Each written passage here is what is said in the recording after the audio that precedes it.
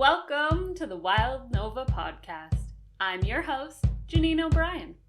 Join me as we explore holistic health for your body, mind, and spirit through inspiring interviews with experts and seekers. It's all about a balanced and fulfilling life. So let's dive in. I am so excited to be introducing this week's guest, Juliet Kaczmarek. Juliet is a compassionate, holistic psychotherapist that offers life-centered therapy and integrates energetic and somatic healing techniques. Her own healing journey led her beyond conventional medicine, fostering in a holistic perspective.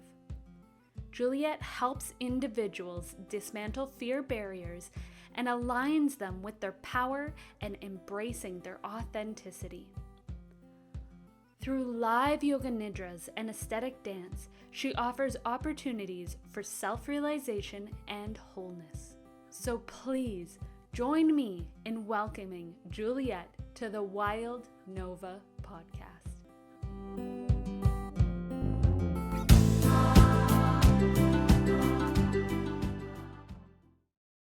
I'm so excited to invite Juliet here with me.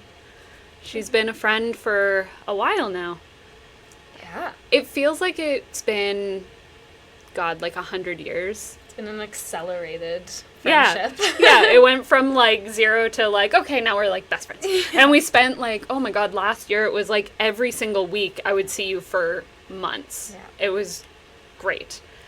So I want to start out with the first question that I ask everybody.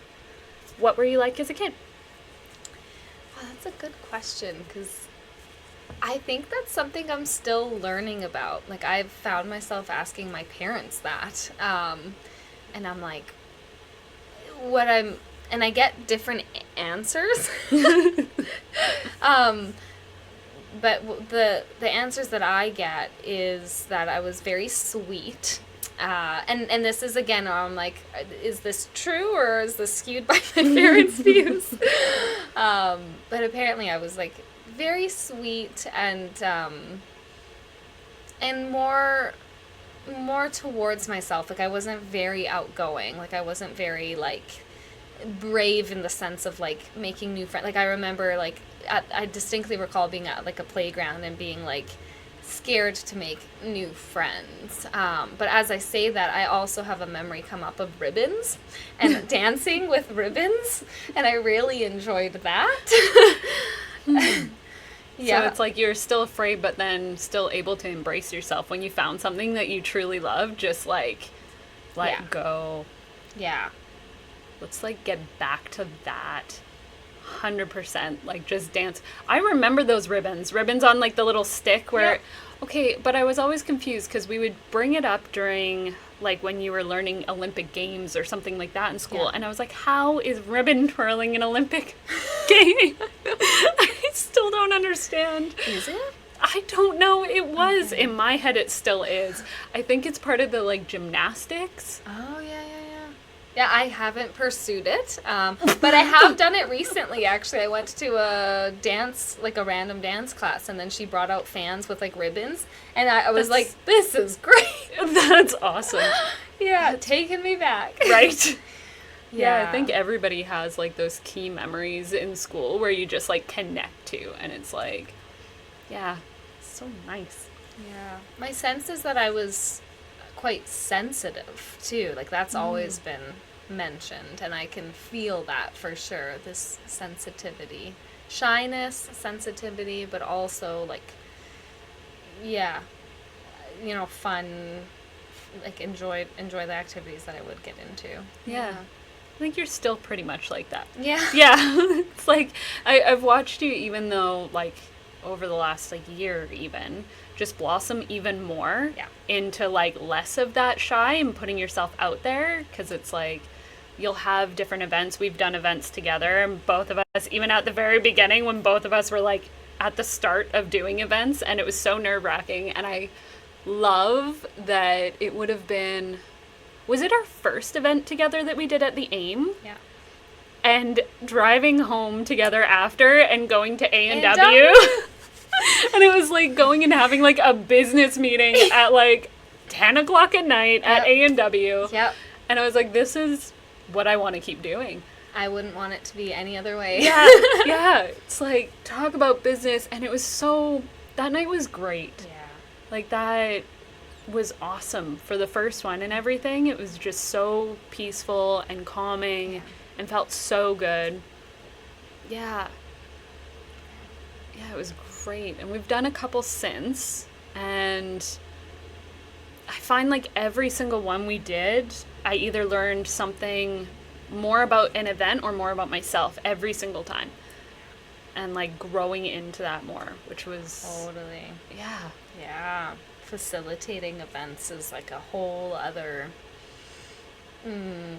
like level of getting to know oneself. Yeah. Yes. Confronted with the different aspects. Yeah.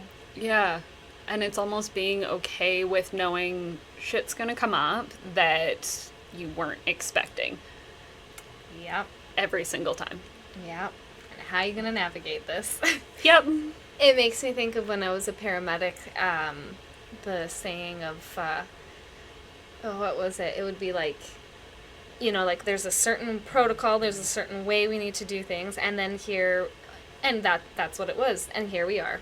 Yep. Oh, and here we are. Yep. Well, we're here now. Okay. So now what? Yeah.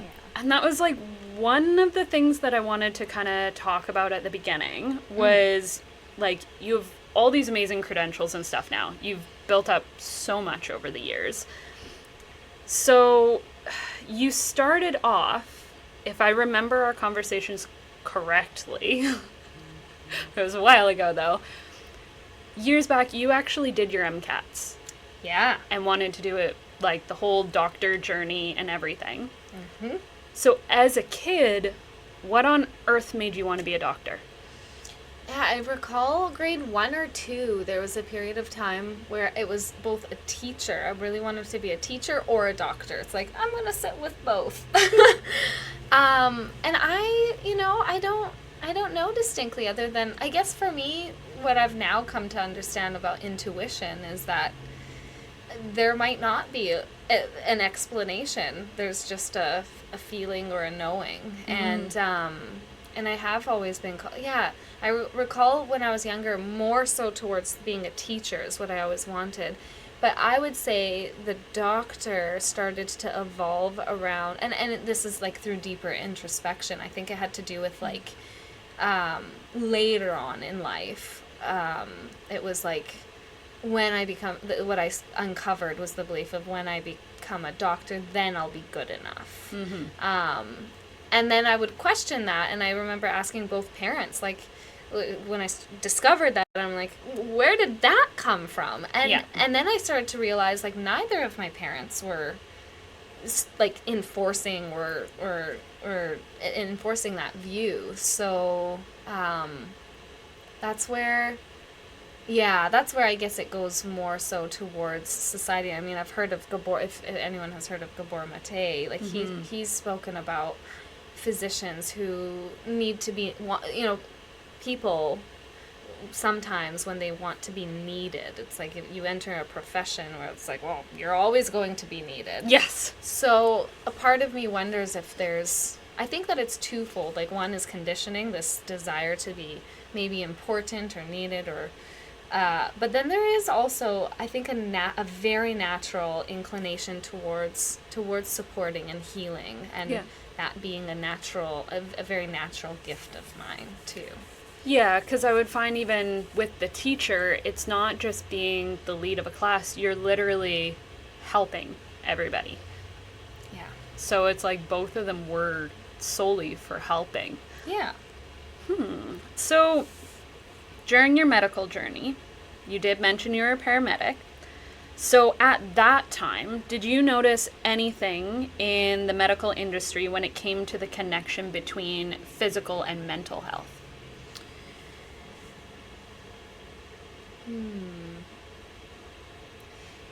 I think that, I think when I think of my training and like the mind-body connection, or the physical and mental health, I don't think that the mind-body connection was spoken about too much. I think that stress has been known. Like, we know that stress, we label it as stress, and we know that stress impacts the body negatively in so many ways. So I think it's been generalized.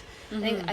If I recall, if I kind of think back to that, it would be generalized. But there was always an irony with the training too, where it's like we're also in a system that induces a lot of stress through trying to learn these concepts. And so I always thought that that was quite interesting. Like, so that leads me like towards embodiment, which I'm so passionate about, but it's like I wouldn't say that there was like an embodied wisdom. It was, there was a separation, with cognition and your body. Because I look back at schooling, and I mean, I took the route with kinesiology, and at some point I was in like purely in the sciences, and when I look back at those times, I'm like, it is very disconnected. from like the subtle, wisdom of the body. Which I always find it so funny, because like, how many people are like doctors or paramedics and nurses and study the body but truly don't understand anything about it.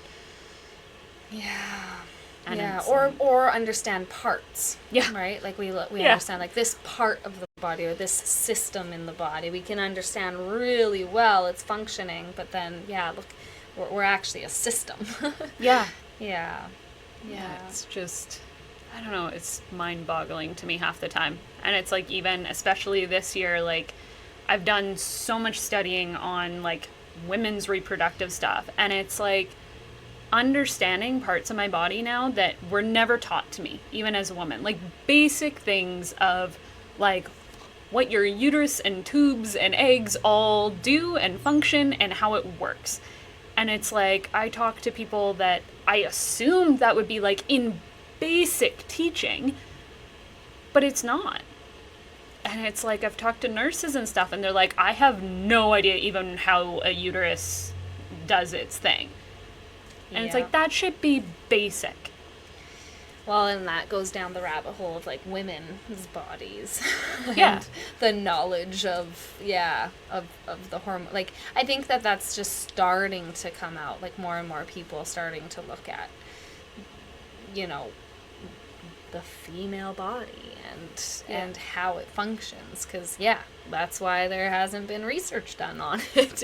It's too complex, let's put that. Well, it was always between being too complex, and I find like a lot of the times they would do a study on medications and drugs and surgeries and all these things, and they would do it with like white men, and they're like, it works like this for everybody, and we're like, no, but it doesn't. We have a totally different makeup of our body, totally different hormones, and then you're surprised that women have a higher chance of like these complications happening with the medication.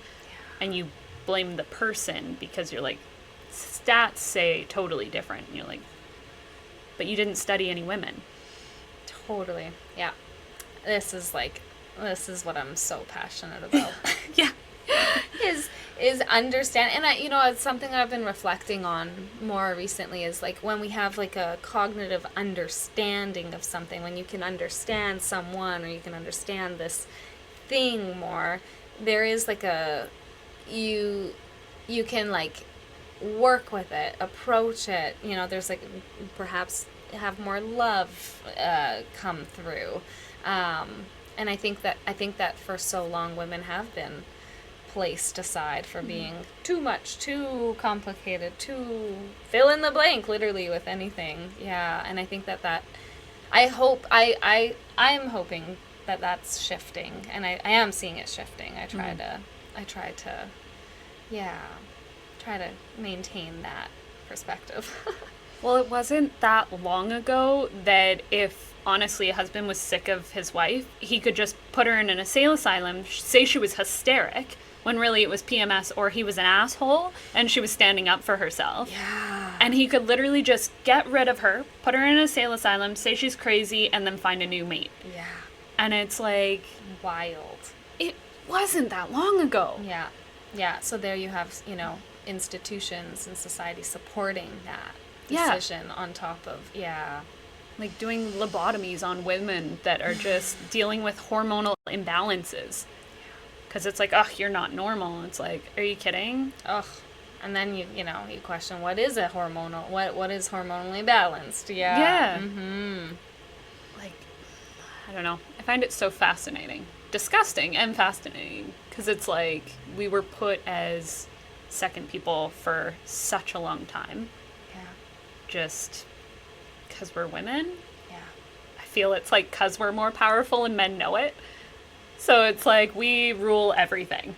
And it's like we're in charge of raising your sons. And if we raise them a certain way, they'll overtake you. And that was dangerous back in the day. Yeah, there can be so much when it comes to the power dynamics. Mm-hmm. Yeah.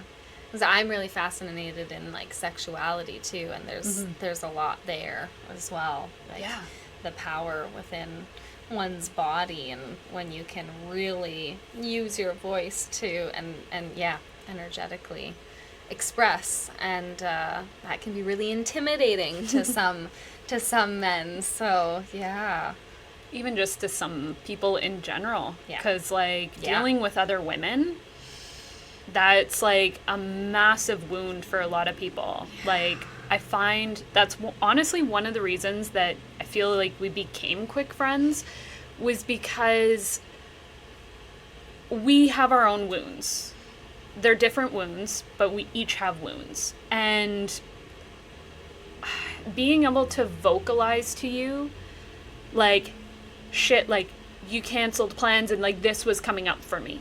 Yeah. And being able to, like, actually honestly say how I was feeling and be open about, like, I know this isn't, or you may or may not have done it for this reason, but this is where it was coming up for me. And honoring that and seeing each other openly and not judging each other for that was like massive. I know. I hope to see more and more friendships developing that have that foundation. Mm-hmm. Yeah, being able to honestly be yourselves in a friendship, like it's weird that that's not more common. Yeah, and to uplift each other. I think that that's been another thing that I've heard has been common, particularly amongst women, is this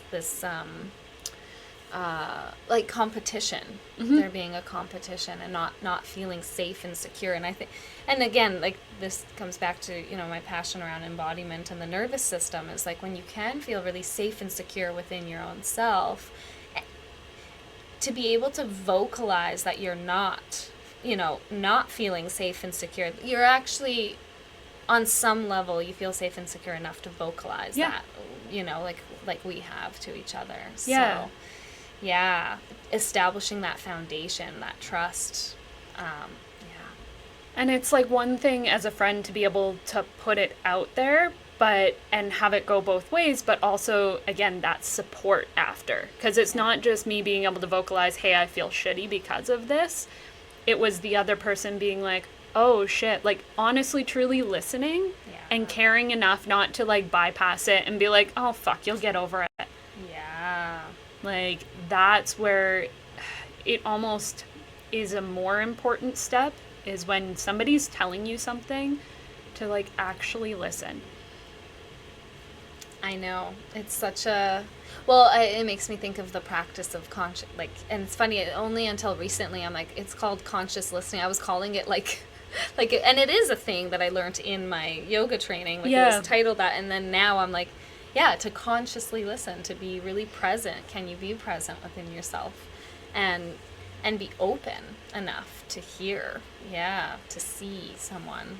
Yeah, it's funny because I didn't even have that anywhere in our questions, was like, you were the first person that actually I did that practice with, of conscious listening. So can you explain kind of what it is for everybody? Yeah, I'll do my best to explain my understanding. I do want to, like, say, I don't know about, like, I'm like, are there copyrights to that? I don't know.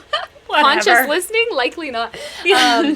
Yeah, it's essentially a practice that I have found deeply valuable, where you sit with another or in a group, and it's a meditative practice on both ends. So for the person speaking and for the person listening. For the person it's essentially a practice where one person goes at a time, and the person that's speaking shares what's really present for them, and kind of drops into their body and shares what's really present. And then those that are listening are simply doing that as listening. And I'll touch on that next. But as the speaker, you have the opportunity to notice what's going on inside of you. So I've done this many times with many groups, and sometimes what comes up for people is like, I actually don't know what to say. I feel really uncomfortable. There's lots of there's people listening, and so it's like, yeah, that's what's present right now for you. When the floor, like when the stage is yours and everyone's listening, notice what's coming up. So that's a whole practice on its own, is speaking when you are really, really heard. And then as a listener, the listening portion of it is looking at, there's like a whole slew of ways that we can listen. And so what we practice in like if we're to make it like a an actual official practice, it's being really centered and really, really tuning into what's present, and not go and so what we practice in doing that is noticing all the different ways that the different things that might happen when we are listening. One can be zoning out, literally like tuning out, not even being present. Another example is comparing, being like, oh yeah, me too. Another can be judging, like, ooh, that, like, oh, that wasn't so great, or, oh, wow, good like, comparison doesn't have to be a, negative. It can be positive or negative, yeah. Totally. So noticing, oh, I'm comparing. There can be, there's a whole range of options that can happen when we start to listen. And so anytime you notice, oh, that's what's happening, you come back to the present. Another can be trying to help rehearsing. That's what it's called. Like literally rehearsing, like, okay, I'm hearing what you're saying, but like this is what I really want to say in response to that. Yeah. So noticing these qualities that arise while listening, and then redirecting your focus to, and I'm going to be right here, right now, and I'm going to hold space. So you're literally holding space energetically by noticing and releasing, kind of like, it's like and that's the meditative portion, is like clouds roll by, these ways of listening roll by, and then you're the one that's present here listening. Yeah, it was really interesting to do with multiple women and stuff like that, because, again, to be vulnerable with people, I found it really nice that at the end of the practice, we never really gave space for people to discuss what we talked about. It was kind of like you don't do that. Yeah. Unless afterwards the person who is speaking chooses to. Yes. Then it's like, that's now permission. But exactly, it's held confidentially. And, yeah. Yeah. And that was really nice about it, because it was like knowing that I could say stuff and just kind of get it out. And sometimes you're right. It was like, I don't know what to say. Or it was just like, oh, you know what? It was even dropping into my body and going, okay, what am I feeling? Well, we've been sitting on the ground for an hour, so my butt's sore. Or just anything like that. And that was so important, to give space for that. And it reminded me, like, I still use that practice all the time now, even when talking to people regularly. And so it was like exercising that muscle of stopping and listening. And I find what works for me, because I have that like comparative, or how can I help? Because I love helping people. So I go into my head, I'm like, oh, what tools can I give them that I know? Or like books, or this or that or that. What resources can I give them to help them out with this? I stop And I go, okay, so like, why am I wanting to do that? And I'm like, they're not asking for my help. If they ask for resources, give resources. But I was like, okay, am I doing this for them or for me? And honestly, a lot of the time it's for yourself. Like, to seem like you're smart enough or good enough or like caring enough or just enough. So then stopping and going, okay, well, it's not about me, it's about them. Keep listening. Yeah. And it's like, if you get in your head and try and rehearse all of these things, you miss so much. Like, every time, oh my God, every event we go to, and we're sitting in a circle, and we have to go around the circle and go like, okay, what brought you here? Or what's your word of the day? Or what's this? And you're sitting in your head and you're like, oh my God, you're like the last person. So you've thought about it the entire time around. You now second guess yourself and change it like 20 times because you're like, oh, well, that person said it, so I can't say it. Or that was a better word. I need to figure something else out. And then it comes to you and you're just like, well, crap. Like, now I don't remember what anybody else said almost. I wasn't listening to anybody. And it's like the whole point of being in those circles is to be present for everybody else. Like, yeah, I don't know. It's just being present. It's a practice. Yeah, it was, a nice exercise. And it was good to do a few times with different people and kind of see what comes up. And yeah, I enjoyed it. Just total random. I'm glad you brought that up. Hopefully that can inspire people to, practice. Just listen to people. Yeah.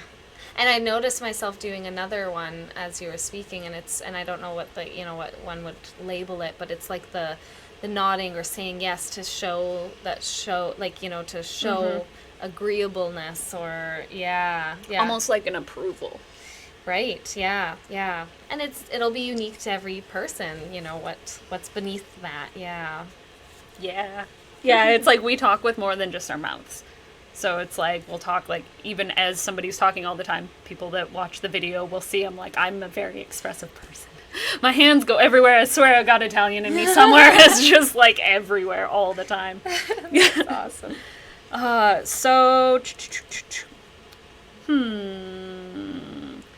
So, I want to go back to the paramedic stuff for a quick sec.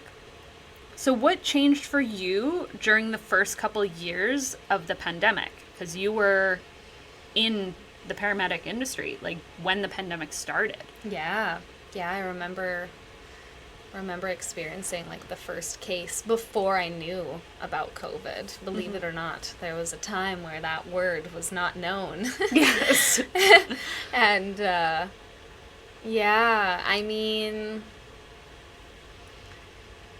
I would say it's like fear. Fear just became so rampant, and it was like fear and unknowns. And I think it almost shifted from, there were unknowns. There's an unknown, there are endless unknowns in life.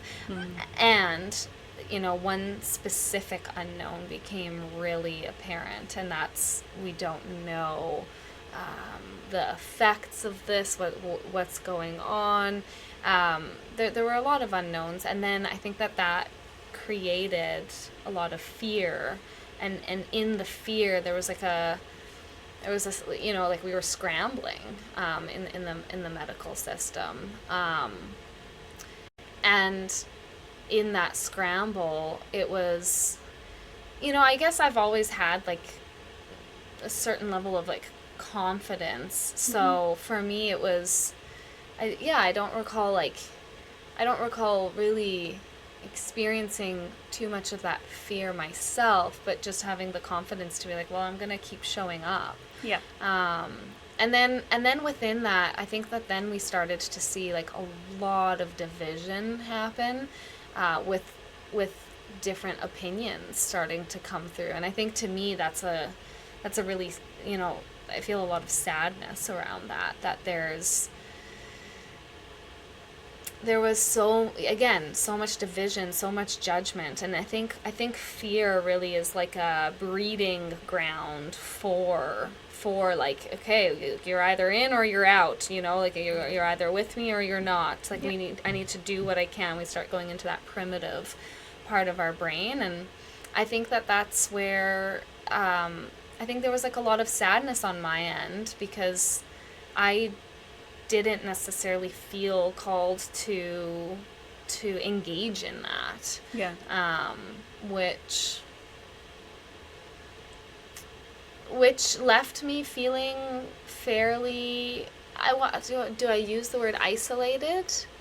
Maybe a bit. Yeah. Mm-hmm. Yeah. So just witnessing, lots of changes, you know, like I heard really awful things be said, and you know, that towards people that are making a decision that they feel is best for their body, and I think that having been a witness to that, and it's almost like this like force that came through, that allowed that, you know, like to witness healthcare workers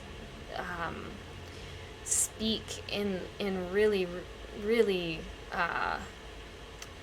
rude ways towards patients, you know, behind their backs or not.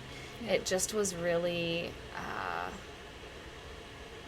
like, I don't want to say I lost hope, but there's definitely like I can feel my heart sinking a bit as I say that. So I'd say that's what I witnessed on, and I've always had this belief and this thought that, you know what, if someone's showing up for work as a healthcare provider in any capacity, whether you're, you know, like whoever you are, like you're doing it because you do care ultimately at the end of the day. I think that burnout is something that, you know, was overly, like I witnessed completely. So I've witnessed like a lot of people being like, I need to show up just because, like, you know, the system needs me, but then compromising their own health to do so when this healthcare system's going to keep rolling. It's like, and then I remember seeing, like, as a paramedic, some of the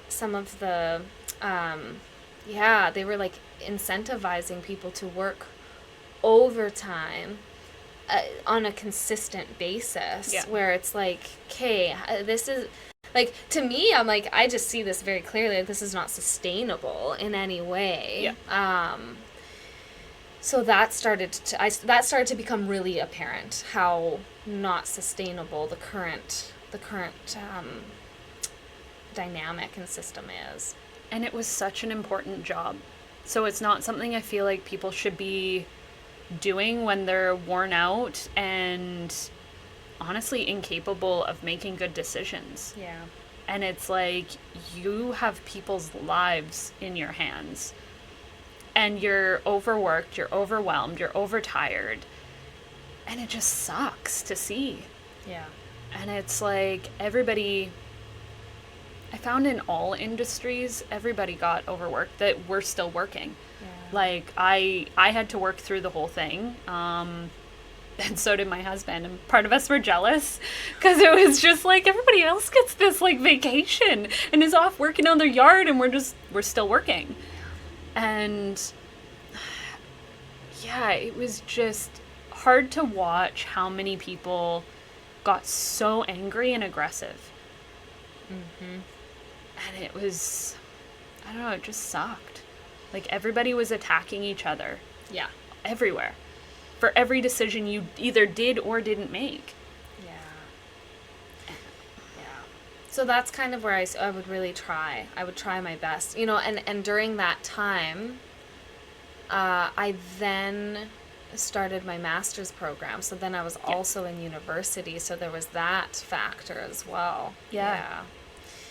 Of, you know, that system, the university as a system, the you know, I kind of look at systems and the way that they operate and what, and so the healthcare system being one of them.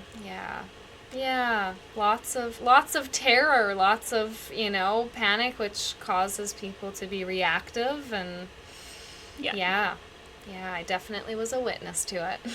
Yeah, you were literally like front line of everything, and it just,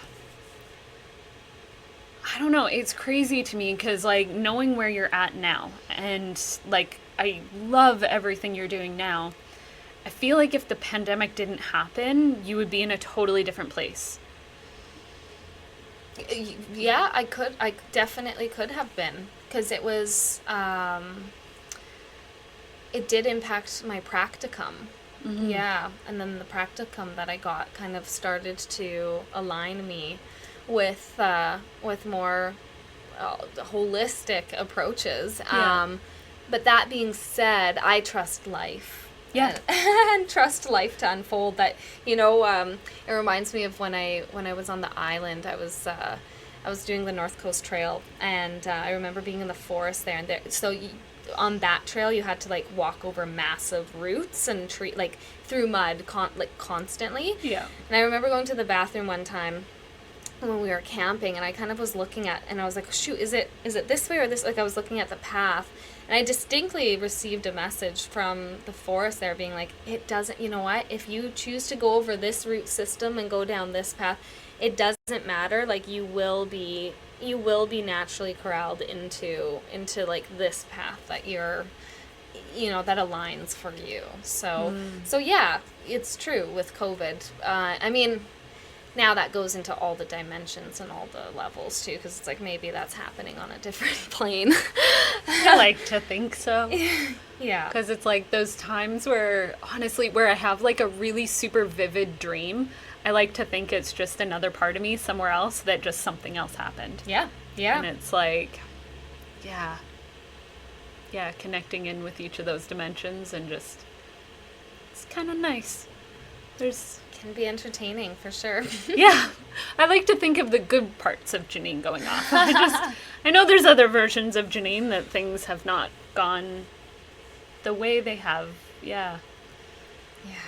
And I think that for me, like the practice of grounding and presence and being in the body, embodiment, helps, because I travel into all the dimensions and possibilities so easily. So yeah. Yeah. It's reminding yourself, because like with trauma and all of that, I find a lot of people don't want to be in their body. Yeah. And so they go to all of those outside sources all the time. But it's like grounding down into your body and into the earth will allow you to go so much farther. Yeah.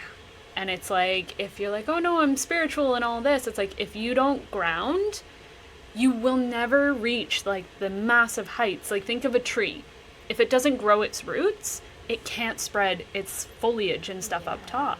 Mm-hmm. It'll just topple over. Yeah. So it's like, yeah, if you just constantly like do all of the spiritual work over and over and over and over again, and you're just living up in your top couple chakras, and you're not taking the time to be here on earth, like, this is why we're here right now. Yeah. Like, we're meant to, even though sometimes it sucks, it really does, we're meant to be here and be a part of this journey right now. We can learn things from our past journeys, whether you do regression therapy or any of that. We can learn and heal from our past, but we're meant to like do it now. Yeah. Yeah. It's just, yeah. Power. So,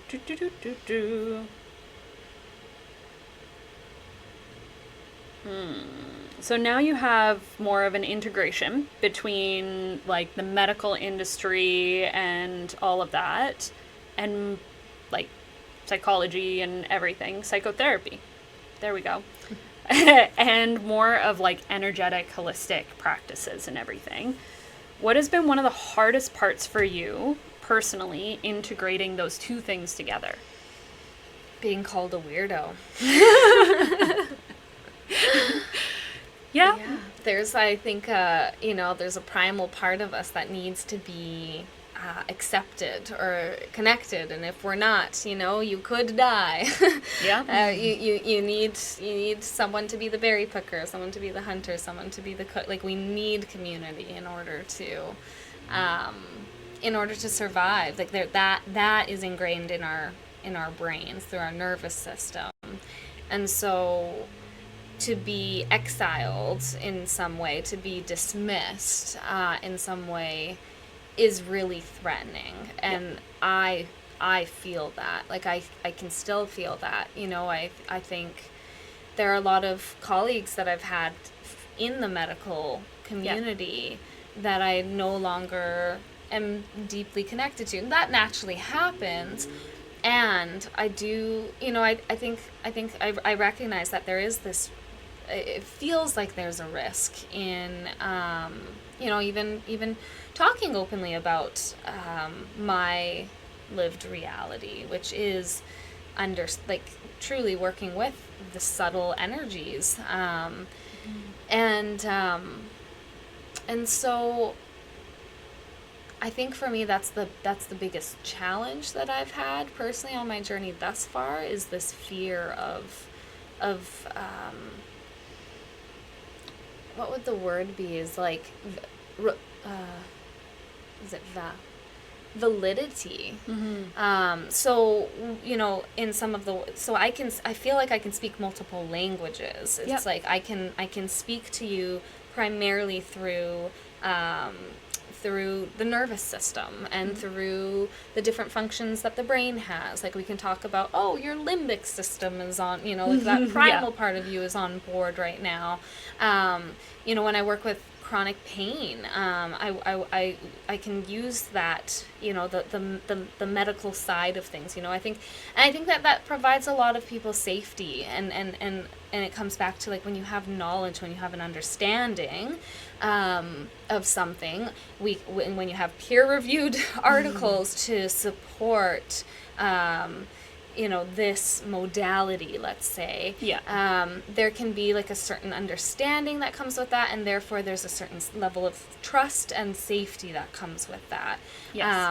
And I also think that we're currently at a stage in the world where you know, we're developing more and more understanding about you know, I guess the non-Western medical model, you know, approach, and there has yet to be, like, more, I guess, deeper understanding of that. And because of that, there's evidence, there's, you know, there's people's experiences, but I think that we're still at this stage where we're not, like, fully as a society on board with that understanding.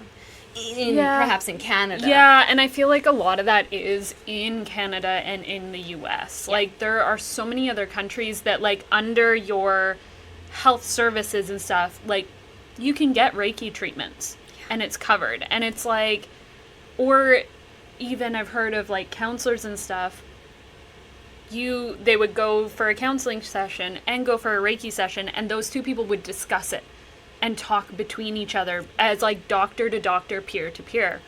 And it's like, being able to work with both of those at the same time is so important. Like, I wouldn't suggest that people come to me and not go to a counselor. And it's like, and vice versa, because sometimes I can clear something that doesn't need to be there anymore, that you're not even thinking of. And it's like, even in my sessions, I'm like, I always go, oh yeah, it's going to be this or this. I get up in my head. So even when we've done sessions together, every time I'd come to you, I'm like, I feel like we're going to be working on this. And then it would go totally off the rails into something totally different. Right. And it was like, oh shit, that was more needed than what I was thinking was the problem. Yeah, and I think you're speaking to the different levels of knowing, or different levels of consciousness. We have our conscious mind, and that's, you know, that's as much as we can tell with what we can see. It's using our 5 senses. Yeah. And then there's the subconscious, the part of us that might know. It's that intuition. Yeah. And I will say that's one link that I really appreciated as a paramedic, that was talked about and that was encouraged in my training, which was listen to that. Like if you are entering a situation and Yes. you're feeling, like they would often talk about that. If you're feeling or if you're noticing, they would use the word spidey senses. Yes. And I would always just clap and be like, thank you, you're acknowledging this deeper level of wisdom. Yeah. Yeah. Like your body is trained to have those senses for a reason. Yeah. And it's like, and as a paramedic, you do go into dangerous situations sometimes. Like, A lot of times, yeah. Granted, they're working on that to minimize that, but ultimately, yeah. It's just crazy. So,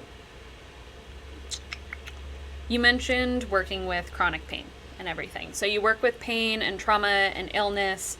So what's something that you do to keep yourself grounded and clear of like other people's energies so you're not taking on everybody's crap all the time? Great question. I'm still I'm currently, that was like a part of my discussion with I'm part of a healers support group, and that was the discussion today. There's different techniques. I'll mention like a few that I use. One that I've found to be really helpful is like literally like at the start of the day or before interacting with someone, pulling my energy in. So like literally imagining, cinching it, having it come closer. Yeah. And that really helps. I also use like in intention or in prayer.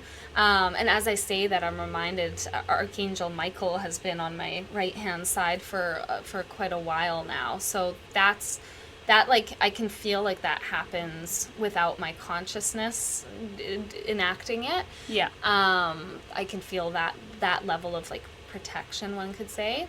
When I'm working with someone as an empath, like I really feel and see things really strongly. So sometimes I find that I am actually overwhelmed by something, and in those moments, that's where I use like I said, prayer or intention, where I literally just ask life to be like, okay, and it's almost like a funnel where I say only provide me the sensory intuition, like information that I need in order to be effective and helpful. Otherwise, keep that with the other person. Yeah. So sometimes I'll envision that, and that helps immediately too. I'll also use, I've been trained in pranic healing, so there's like an energetic clearing that I'll use that's like specifically around each chakra. Sometimes I'll use, scents and like burn different items and then really clear the space that way. Dancing helps. I love dance, like on my own time, like I'll dance. Yeah. And movement really helps ground me. Sound, I've really been enjoying sound coming through recently, and like different tones, and that's been really both grounding, great for the nervous system, stimulates the vagus nerve, and clearing as well. And at the end of every session, I have a practice where, there's I imagine this energetic connection with the individual, and then I cut that cord and then place them into the hands of life. So yeah, it's really important to like actually do these practices. Like, it's one thing to be like, okay, I know that I can do this, and this, but actually remembering to do it sometimes is hard. Well, I'm glad you bring that up, because I actually, my goal, my plan, and I'm sure that'll happen in the next 2 weeks here, I'm going to be recording 2 audios. So one's going to be like a really quick, like I only have a minute or two audio with a guided practice for a clearing. And then I want to make a second one, which will be like at the end of the day, let's say, like I'm done my work, a slightly longer, deeper clearing. So that's gonna be great. That's awesome. Just kind of, are you gonna throw it on like Insight Timer or something like that? I'm thinking of how do they get it? Yeah, I'm thinking of putting it on, making it accessible on my website. Nice. Yeah, and I've had this request from a few people, and myself, knowing like the importance of this. Yes. For the times, and because sometimes it's like, yes, I can imagine and do these practices, but for me, I really like having an audio. It's like, it kind of like almost, I don't know, it's like setting the intention. It doesn't, like it's there. I've done it, and I can then deepen into visualization. So. And sometimes having it like an external thing, like having you like guide me through it, sometimes is nice because it gets my brain and my thought out of it. Totally. And just, okay, all I have to do is listen for 1 minute. Yeah. And if you don't have 1 minute, like... then you might need to look at... then you got a whole lot of other things. issues. Yeah. Then you're going to need more at help. least 30 seconds. Yeah, so I'm compiling a bunch from a bunch of different modalities. I'm kind of I'm pulling together some wisdom, and then I'm going to tune in kind of more from like a channeled perspective to create that clearing. So I'm excited for that. That'll be awesome. Yeah. So I know in a lot of the events we've done and stuff, you've done the Yoga Nidra. So when I first was invited to a Yoga Nidra, it was like a late at night thing, like most of our guided meditation stuff is.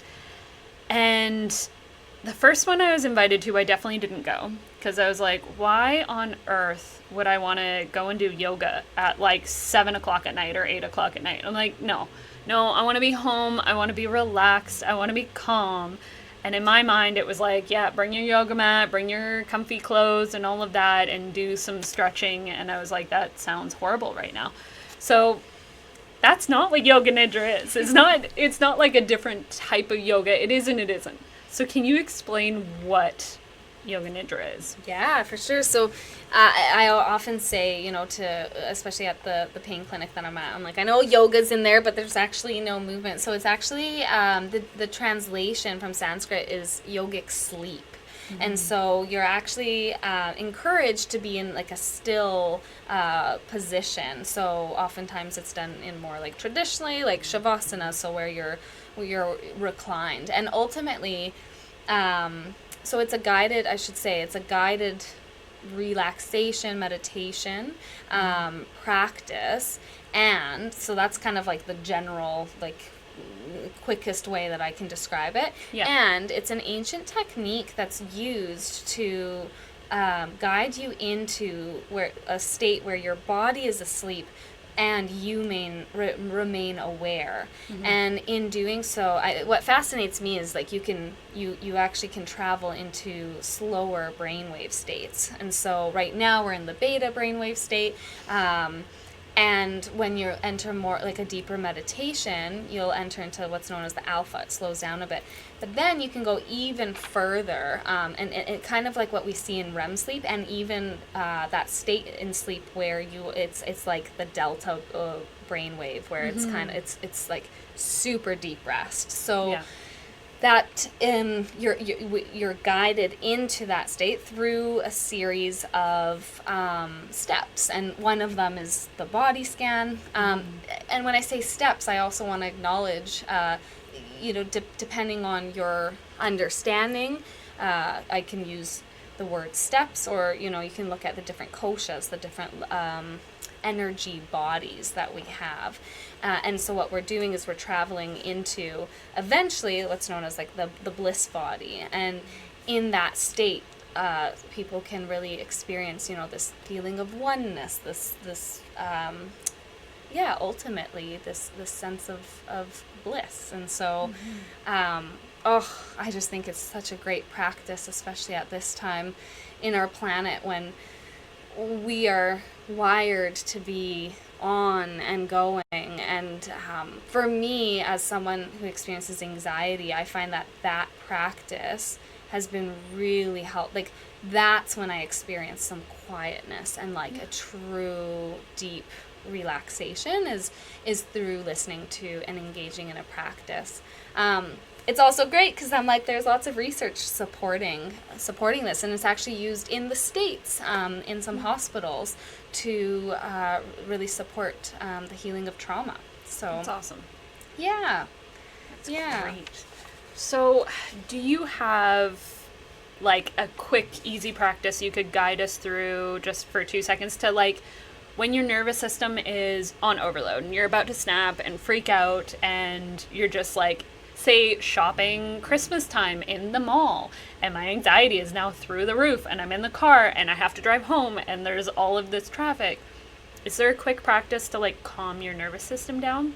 Yeah, there's a few. It depends, I guess, which state of arousal you're in. If you're in the flight or in the freeze or in the fight, there's different styles. But in general, one that I like to go to is, we can do it now, is visual orientation. So literally allowing your eyes to start to travel around really gently and focusing on what your eyes land on. It doesn't matter what they land on, but inviting your eyes to move into the furthest distance that you can see, and really trying to focus in on that, understanding that, you know, I'm looking at a tree outside, really trying to focus in on it, and then bringing your visual orientation, bringing your eyes closer towards you, to something right in front of you.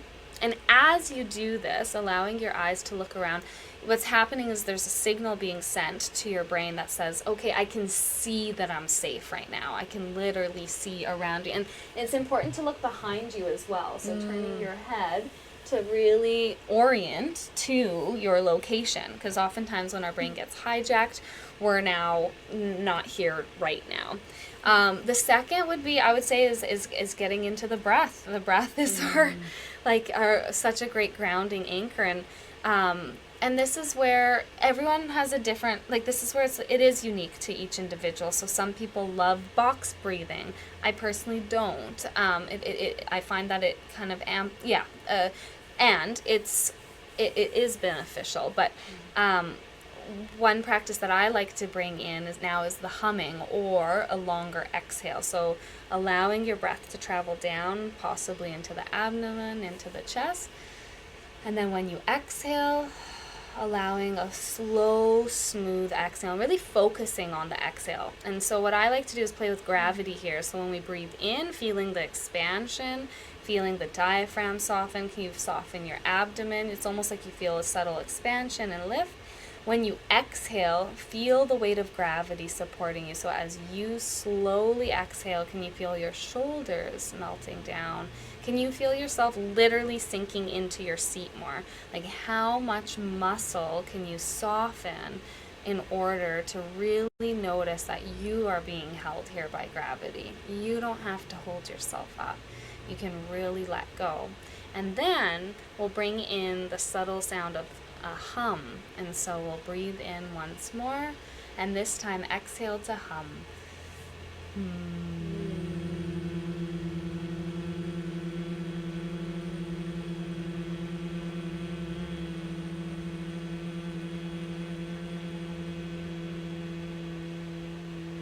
And just noticing what that feels like in your body for a moment. And what the hum does is it stimulates your vagus nerve, which is that rest and digest nervous system, and which activates the parasympathetic nervous system, and it causes you to exhale slightly longer too. So that slower, smoother exhale can help. Yeah. So that would be my quick moment. Yeah, it's amazing how beneficial humming actually is. Like, even at the end of the interview I did with my mom, Sandy, we have like a meditation practice at the end where it's like, it is a humming kind of meditation practice. So you go through each of the chakras and you do like a different humming process. And so it's like you're building it up and working on each chakra with each of the like vowel sounds. Yeah.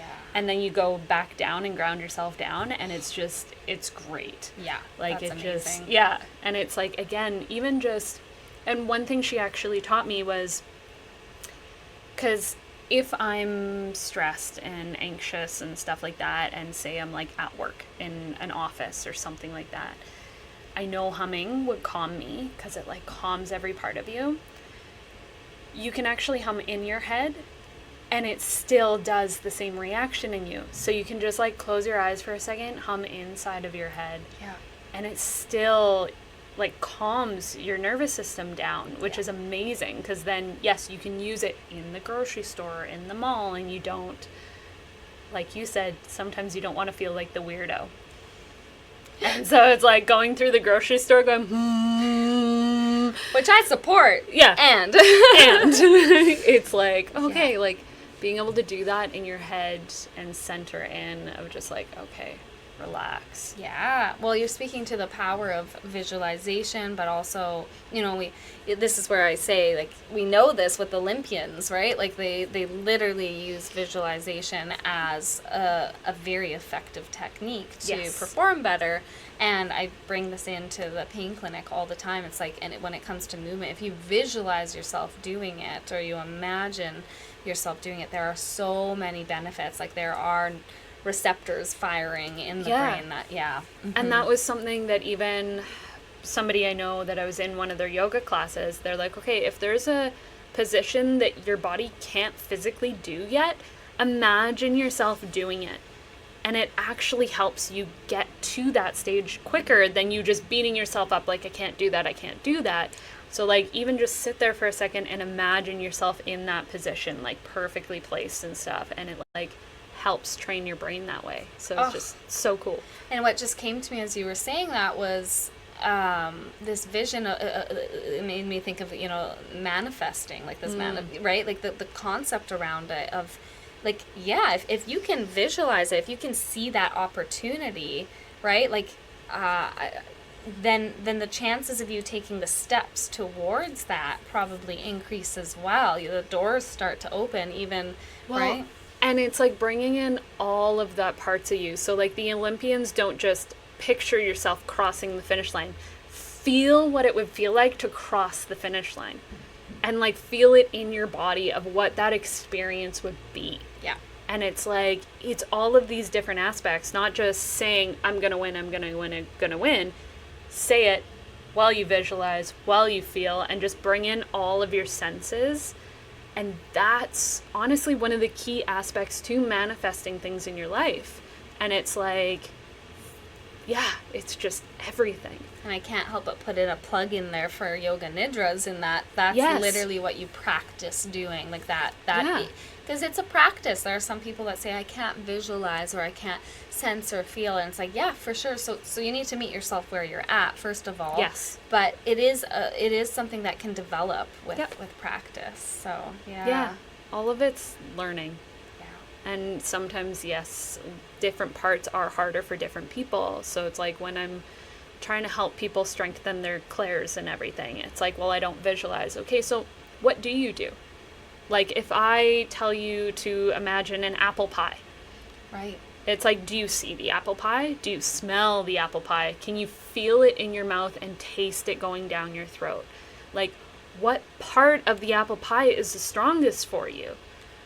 Feel myself salivating already. I think I'm gonna get a pie after I know. I was like, cinnamon and just warm gooiness. I was like, usually I use an apple, but someone's just like, hate that technique. I'm like, now I'm going to apple pie because the smell of a hot baked apple pie. I don't care what clair is strongest for you. You smell that when you think about it, and it's just, God, it's good.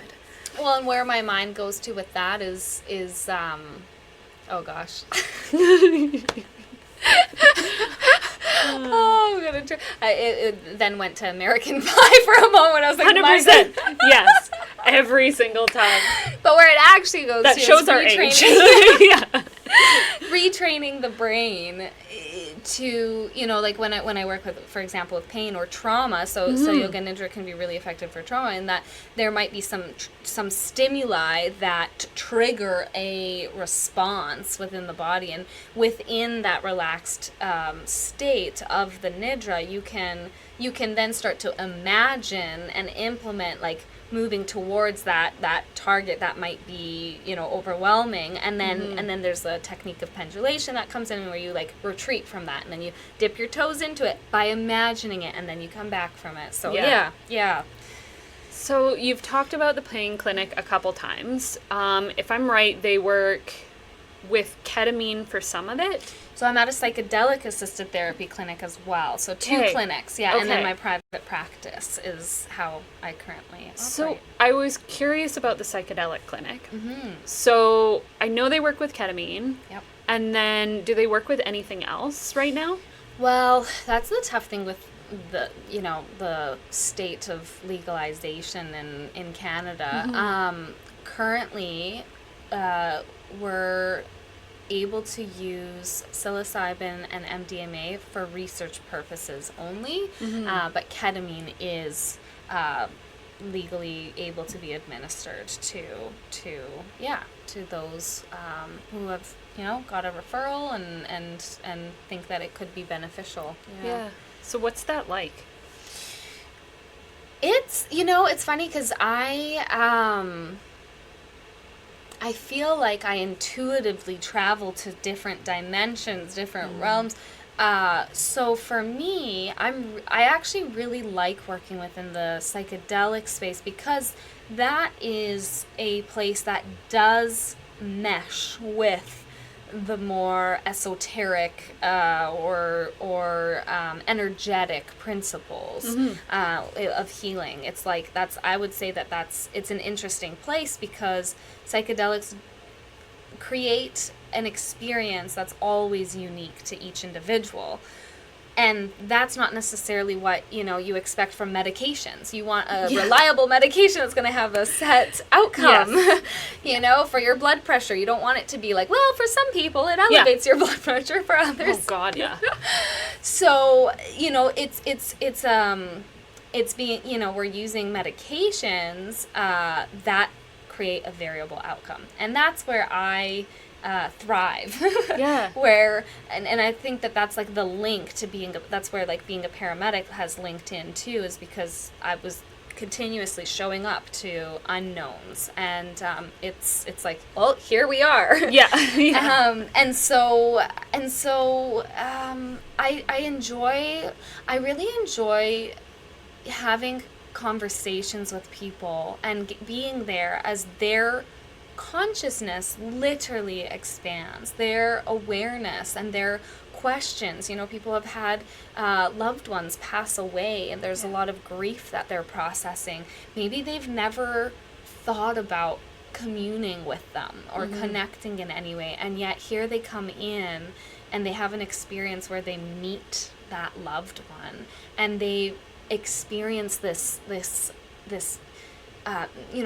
some support, some comfort. It's like, it is so deeply rewarding to get to listen to someone's journey. And in the current society that we're in, as a practitioner, I feel really honored that people feel open enough to share with me what they have experienced, because there are many people in the community that would be like, okay, well, that sounds weird, right? Like, I don't, I feel like psychedelics create like a bridge of understanding into all the realms, and it's really exciting. I get to listen to people, really start to question, who am I? I came in with this issue, this one specific trauma that I wanted to address that occurred, and here I am starting to like uncover, we really discuss how like the psychedelic itself is that medication is kind of like the teacher, and we're the you're the student, and see what comes up, and what a different relationship and what a different experience that is than going in with control, being like, this is the outcome that I'm expecting. So there is an aspect of having to relinquish control that I think is unique to our current society, and I think that I'm well suited to be able to, like, that's where I can start to use different language depending on what comes up. Yeah. It's interesting, like, with that grieving process that you talked about, telling somebody in, like, our friend group or anything like that, like, oh, you can talk to your past loved one. They're like, oh, yeah, right, I totally forgot. And they'll just wander off and go do it. Telling a lot of other people in what you would consider kind of the mainstream society, it's, like, unheard of and uncomfortable for them. Yeah. And it's, I don't know, it's hard because you can feel such a connection that with somebody who's passed that I find more pure sometimes. And yeah, it can be like without all of the added personal perspectives put on things. Where it's like, if you've had a parent pass or something like that, maybe they were busy and they were stressed out and they were going through all of their own stuff all of the time, but now that's gone, so you can connect with like the base of them, like the soul of them, and it's just so loving. Like, I've never heard of, I wouldn't say never, but very rarely I hear of like negative experiences with it. And it's like, and if there is a negative experience, sometimes it's like, okay, is that you connecting with them or you connecting with your ego and your wounds? Yeah. Well, and it brushes up against, you know, different belief systems, and some people might not be open to, and you know, it's like as a practitioner, it's meeting people where they're at, and what I say to that is, well, what's been your experience? So, you know, like whether they believe that this was a real experience or not, there's the chance that they got to reconnect with their, you know, like they got, that experience was real. They can't deny that. And so, you know, that's where you can start to look at narrative therapy, and you know, that can be like one way for people to start to rewrite, you know, that kind of like when they talk about the placebo effect. It's like, okay, did you get a real pill or a fake pill, a sugar pill? Well, did it work? Did it make you feel better? Did it help all of the symptoms you had? Well, then awesome. Who gives a shit whether it was sugar or not? Yeah. Like, if you had this experience and it was a beautiful healing experience for you, you don't need to try and prove absolutely every single thing with science sometimes. It's just, do you feel better? Yeah. Great. Yeah. What I will say too, though, is this, I just am holding this awareness that, you know, I think that anytime that one specific thing is the be all end all, and like that's the answer, that's the magic pill, and you know, and I think that that's spoken about a lot, but I try to bring that forward for people too, to start to look at, you know, I'm open to all the possibilities, so it very well could be a magic pill and do everything for it. I'm open to that.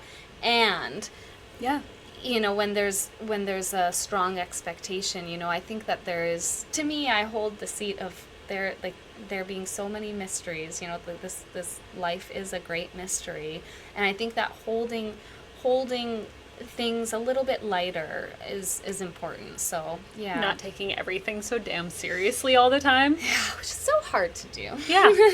Yes, as overthinkers, yes. I want to take myself so serious. So with the psychedelics, is there any particular type of person that you would like really recommend go that route? Yeah, I mean, my thought is, if you know, if there's curiosity there, then why not do a little bit more, like look into it a little bit more. And I always say, listen to your intuition too. So if deep down intuition's calling you towards that, then you know, that could be an indicator. You know, for example, right now, since ketamine is what's being used and legalized, it's been really it's been shown to be really effective for those with depression. So that in particular could be beneficial. I'll just leave it broad and say that. So if we had no restrictions on these things, would you personally prefer using MDMA, ketamine, or psilocybin for your sessions with people? Yeah, I think I personally feel really fascinated and drawn towards psilocybin as a psychedelic, for many reasons. You know, I think that having that longer experience, and there is like a certain embodiment that happens in that experience too, whereas like ketamine is a little bit more like dissociative, which is also really beneficial for people to experience that different perspective. I know that there, like, research has been really showing the effects of both MDMA as well, for PTSD in particular. You know, when I look at you know, substances it's often, I really like to be aware of like the whole picture and the whole container too, because there are effects from them and you want to make sure that you have enough time to integrate. Yeah. So ketamine is often, found to be a little bit, I want to use the word like safer in the sense that, in terms of how it might interact with other medications if people are on, it's definitely, I feel like it's had more testing done on it. Yeah, absolutely. Yeah. And it has, just due to, And even like if you're dealing with psilocybin and you're doing mushrooms or anything like that, then like even somebody explained, you can have the same type of mushroom, but depending on how it was grown, the strength is going to be totally different. So it's like I find like ketamine has more of a regulatory thing to it. Yeah. I just find, like, for me personally, I think if I was going to try something, it would be the psilocybin, just because it's from nature and it's not chemically produced, that, like, basically humans haven't fucked with it too much. Yeah. Like, it's just straight up. Like, yeah. And I'd say that I feel quite similarly, when it comes to the energetic qualities of it, knowing that it is... from nature. It's it's called magic mushroom. There is magic to it, as there's magic to being alive. So there is a certain quality to it that and like growing up when I did, like a lot of drugs were around and stuff, and I find a lot of them were safer than they are now. Because, like, yes, ketamine in a structured way can be helpful, but right now it's being put into drugs that are killing people for no need. So it was like I never was obviously around anybody that used ketamine or anything like that, but, like, between my friends that would do mushrooms or MDMA, the ones doing mushrooms were more... I don't know, happier, like, yes, MDMA, sure, you're happy, but it was like the come down off of that was harsh. Yeah. Like, and it was brutal. So then doing mushrooms, I found, like, people were just, I don't know, happier and just, I don't know, like the fairy frolicking type people, you know what I mean? Yeah, for sure. I do think that it is important to look at like the whole picture, like rather than one time ingesting and then there's so much preparation that can go into it and so much integration after. Like when you look at it as a holistic approach, yes, that come down can be that. Some people don't. Some people really experience it. Some people don't. So, and I guess it depends on how much you're doing too. As kids, we overdid it. Yeah. So it was like, that come down was hard. Yeah. But, I don't know. It's just really interesting now seeing people use these things as, like, medicine. Whereas, like, as kids, it was just, like, party fun time. Yeah, I know. It's wild to me just to think, like, I'm like, I would be so overstimulated. Like, I don't know how people, like, I get it. I get it, each to their own. We're all unique. But, like, I see it as, like, such sacred medicine that is to be used in such a therapeutic context. Yeah. Granted, I guess you can take that as far as, all of life is sacred. But you know what I'm saying. Anything can be even abused at that point. It's like, the people that are doing like ayahuasca as a journey, and then there's people that, like, I found out there's even places in the States that you can order ayahuasca on like Kijiji and get it delivered to like a hotel room, and it's like, here's your ayahuasca, bye. And it's like, what is happening? How is that a thing? Yeah, so I guess that goes to, like, the more mainstream things it starts getting into the hands of more individuals, and they can people take just trying to make a buck sometimes. Where it's like, this was a beautiful medicine for so many people, and now it's just being abused and just abused by a lot of people. Yeah. So, I don't know. Like where? So actually, during like your training for the ketamine and the psilocybin and all of that, what was something that came up in the training that actually surprised you?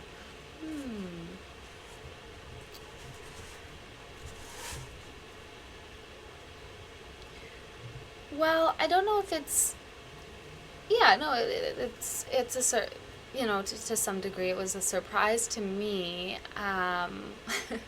how, when I entered into the trainings, there were a certain concepts that were discussed, like ego dissolution, or different realms, and different past lives, or this and that, just as a discussion, like as a possibility to become familiar with these different experiences that people might have. Yeah. And to me, I guess what was surprising was how, like, not surprised, like to me, I'm like, that's, this isn't new, these aren't new concepts. I think that for me, for some people, they use psychedelic substances to elicit certain qualities within themselves, to have visuals or certain, sensations, and deepen their understanding, and it's really helpful for that. And I guess as someone who's so highly sensitive, it was like confirmation for me, where I'm like, oh yeah, like I've experienced this or that, or I've seen this or that. So it was kind of surprising to see how, I guess, like, in my mind, I've heard, like, wow, like this is like the trait, like this is the, what it's about. And I'm like, to me, I'm like, yeah, this is like an everyday kind of Yeah. kind of thing. And then it was not a little bit surprising, but it was nice to see how much, like, somatic and energetic healing techniques are, how supportive those are in integration. Yeah. So is there anything that you feel people, like, don't understand about that type of therapy when they're looking at it, if they don't really know? Or a misconception or anything? Yeah, I mean, I do think that a large misconception is that that the work's going to be done for them in that one session. Like the ingesting of the medicine, and then the experience itself, it's like a cure for things. And I do see, and it's fair. It's like, it's fair to have hope and try something that might be supportive or beneficial for you, and to put that hope and weight on that substance. And so, one thing that I try to bring forward is it's these might provide you insights, or a certain experience that you can then come back to, or insights that you can now weave into and start to amplify in your life. Kind of integrate into your life instead of just one and done. Yeah. Yeah. I like that. So, I've gone to you for life-centered therapy. So can you explain what that is for people? Yeah. I think I'm still learning how to do that. And so the best answer that I have is, it's like a somatic, meaning body-based therapy that weaves with energetic healing principles. And so what it is a process where you invite life, like the universe. You invite yourself into such a deep presence, and we tune into that deeper level of knowing that we were talking about. And we're not operating from the conscious mind, we're operating into that subconscious, the part of you that know, like your soul. And so we use a technique called muscle testing. So essentially that's aligning with the principle that when you are in alignment, when something is like a yes, something, there's a truth for you, there's a natural strength. Like people, people feel that, like you can feel this energy, this strength that comes through.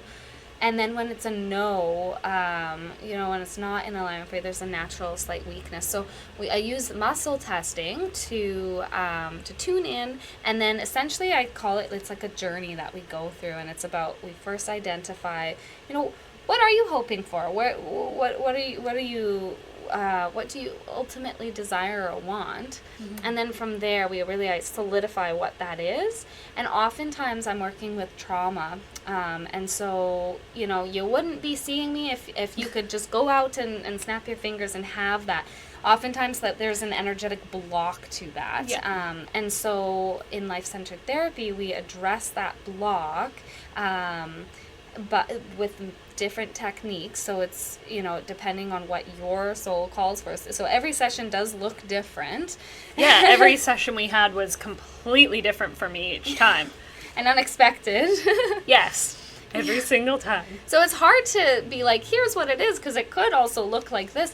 And there is like a general trajectory. And that's where I say, I'm like, I guess it's kind of like a psychedelic journey in that you start off, and then there's the peak experience that you get into, moving through, releasing that block, and then there's the integration at the end. Yeah, and I'm like a really visual person when I'm working on a lot of that stuff, so it was like a psychedelic journey in my head half the time, because I'm like, I don't know what I'm seeing right now, and I was like piecing pieces together. It was really interesting to do. Yeah. So some people will experience depending on which Claire is. I'm super visual with that. So it made sense for that to come up. I think part of it was really funny because every session we'd do, you'd test out like if you were to do something or if I was, and every damn time it was for me to do, and I was getting annoyed because I was just like, fuck, I don't want to do the work. I'm here so somebody else can do it for me. But every single time it was like, nope, she's got to do it. She's got to figure this out. She knows what it is. And part of that was honestly learning to trust myself more. So that was like an added thing that came out of it, was like, constantly like, stop trying to take the easy way out. Yeah. And it's like, you need to do this work. Yeah. And I can't help but see how that relates to you in like on the grand scheme, seeing you here now, right? Yeah. And it's funny because that was your journey. That was individually what you needed. Yes. Because there have been also sessions where it's like me, and I'm like, oh, I'm to know. Like, I've had sessions where it's like, what is the intention? Someone comes forward and I muscle test, and it's like, yeah, no, that's apparently not it. And then we find out, oh, it's actually not available to your consciousness. And then we find out, oh, it's actually like it's supposed to come through intuitively through me. So of course that's when I open up and see what comes through. That would have been so nice. Because like I would always start with like this main intention. I'm like, I feel like this is what I'm going to be working on. And every single time it would change. Yep. Completely different. And it was like, it actually did so much, because for me, there was like one of the sessions we had, there was a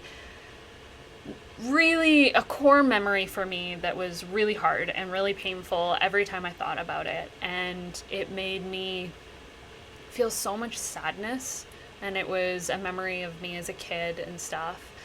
And now when I look back at it, because part of it was like bringing in guides to support little me, and funny enough, in that session, basically all of my guides that showed up was just like different age levels of myself. And so again, me having to do the work myself, ironically enough, comes up a lot, but I felt so loved and cared for that now when I look back at it, like, I don't have that pain and sadness anymore.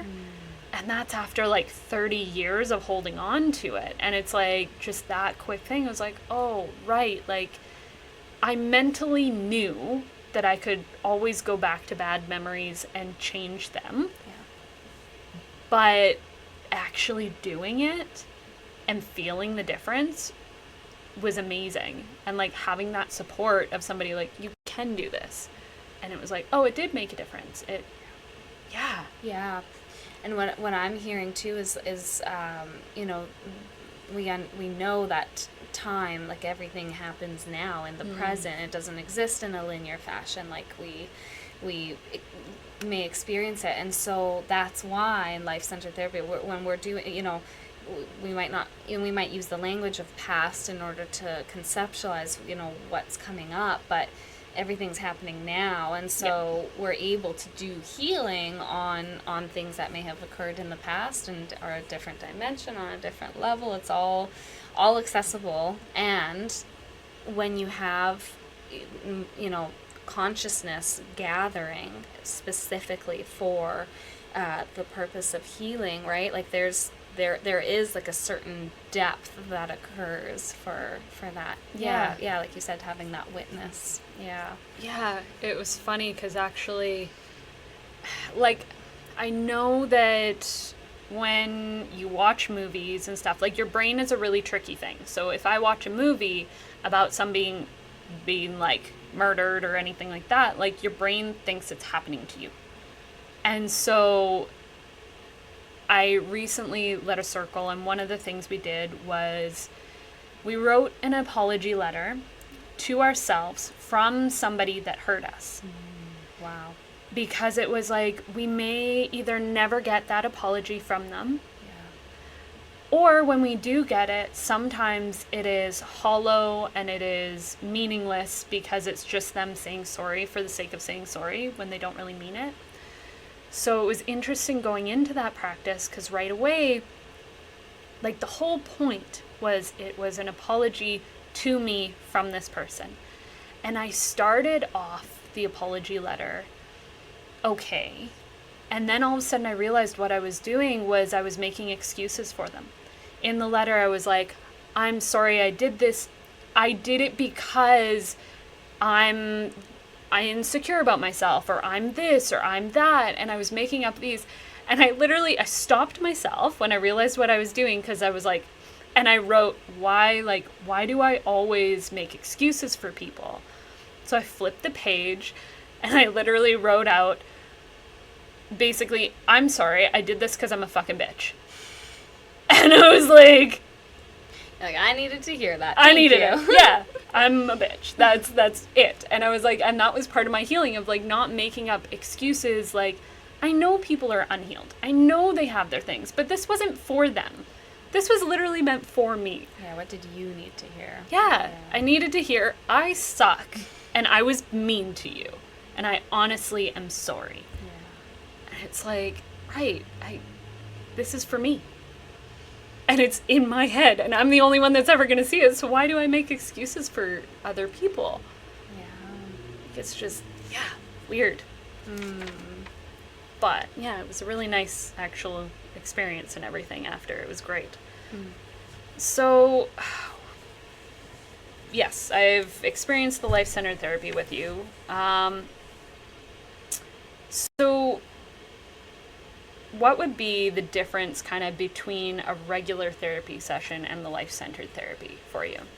Yeah, so I would say regular therapy would be more cognitive, like more so trying to understand, what you need. And it can go in so many different ways. Like, as a social worker, I can, I do look at the whole system. Mm-hmm. So sometimes it's, and that can be really beneficial to look, I have lots of people asking, like, I want some specific tools, specific techniques for this or this. I want this resource.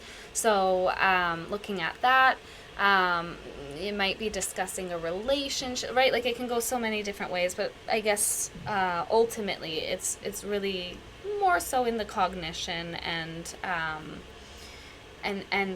looking at your feelings, thought process. Granted, I also use what's known as the internal family systems therapy. Mm-hmm. So that's still considered regular. It's funny. I'm like, what is regular therapy now? Because it's really all connected.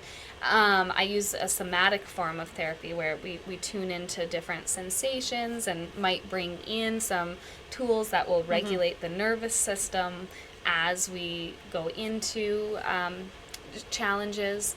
There are some people who literally want to talk and want to be heard, and that can be really therapeutic, to be seen and heard. So it can be that. And then on the other hand, with life-centered therapy, it looks more like, I like to sometimes close my eyes when I'm muscle testing. So oftentimes in sessions, people will have their eyes, it's not required, but it often looks like someone having their eyes closed and really being attuned to the energetic shifts that are happening within. So sometimes a story is what needs to be played out and released.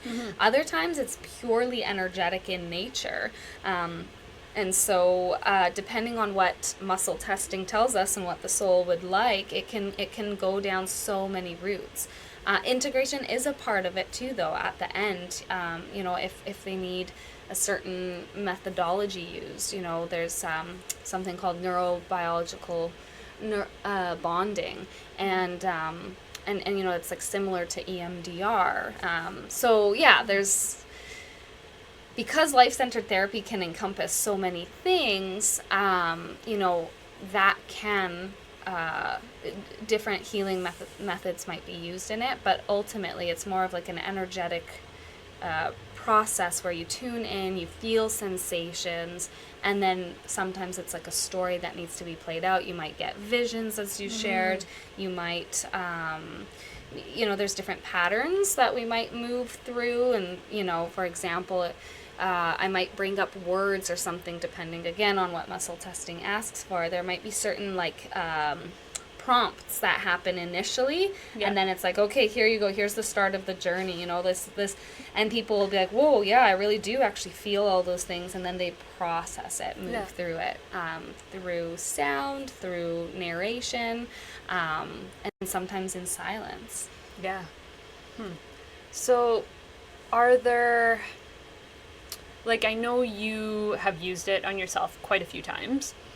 Is there anything, like a session that you'd be willing to share, or is it too intimate? Anything that you could, an experience you had, you know what I mean? Yeah, happy to share. There was one recently that when you mentioned whoa, I didn't expect that, I experienced that probably a month or two ago now. And I remember being there's this kind of stress happening in my life that I'd like to acknowledge. I'd like to, move through that, and then dropped into the session, and it was actually about embodying this, really the general theme was about what it's like to be a woman and a sexual being, and which we all are, and what was really coming up was moving through these feelings of being told that you're too this, not enough this. And I started to realize, literally, it was I can't, it was what mask do I need to put on in order to please everyone and be good enough? And I was realizing that actually doesn't exist, because that's all coming through. And I recall just being really, really just distraught about that, but then eventually kind of starting to feel myself move through it and enter this place where I felt a lot more comfortable in who I am. And so it's an interesting thing, because the outcome of it is it's almost like a broader theme in my life, which has now, the way I've integrated it is there's been a general confidence in me. I practice martial arts, I'm doing jiu-jitsu. It's very masculine sport, and there's this level of confidence within me that I feel confident expressing my femininity. That was, okay, so that was, I came to, it was your first tournament that you did for jiu-jitsu. Yeah. Oh. Yes. And so that was a part of what I was asking you to embrace. So I was working on you energetically before the session to calm you down, because obviously it was your first one. You're super nervous, obviously. Yeah. You're Panic, I'm freak out. Yeah. Thank goodness you were there. I'm literally willing to go into an area and have somebody beat the crap out of me is what's happening right now. So your nervous system is shot. Yeah. So You calming were you magical down there. Oh my gosh, I And just it had, was like, wow. the whole point was I was trying to get you to embrace like the energy of Freya. So Freya was that warrior goddess. She was a sexual being, and she was also just so badass. Like, if you do any research on her, she is incredible. So it was like, yeah, getting that part of you to like, because I was like, she's here for you to just embrace that warrior, just strength in you. Right. And it just totally reminded me of that, because I was like, that's exactly what. Yeah, I experienced, shift to a year. I took a year-long pause from the sport because I was like, nope. And then I'm glad, and now I've been able to participate again, and I feel different. Yeah. Yeah, yeah. Yeah, that was. You saying that reminds me of Callie came through me one time. That was, yeah. Yeah, it's just.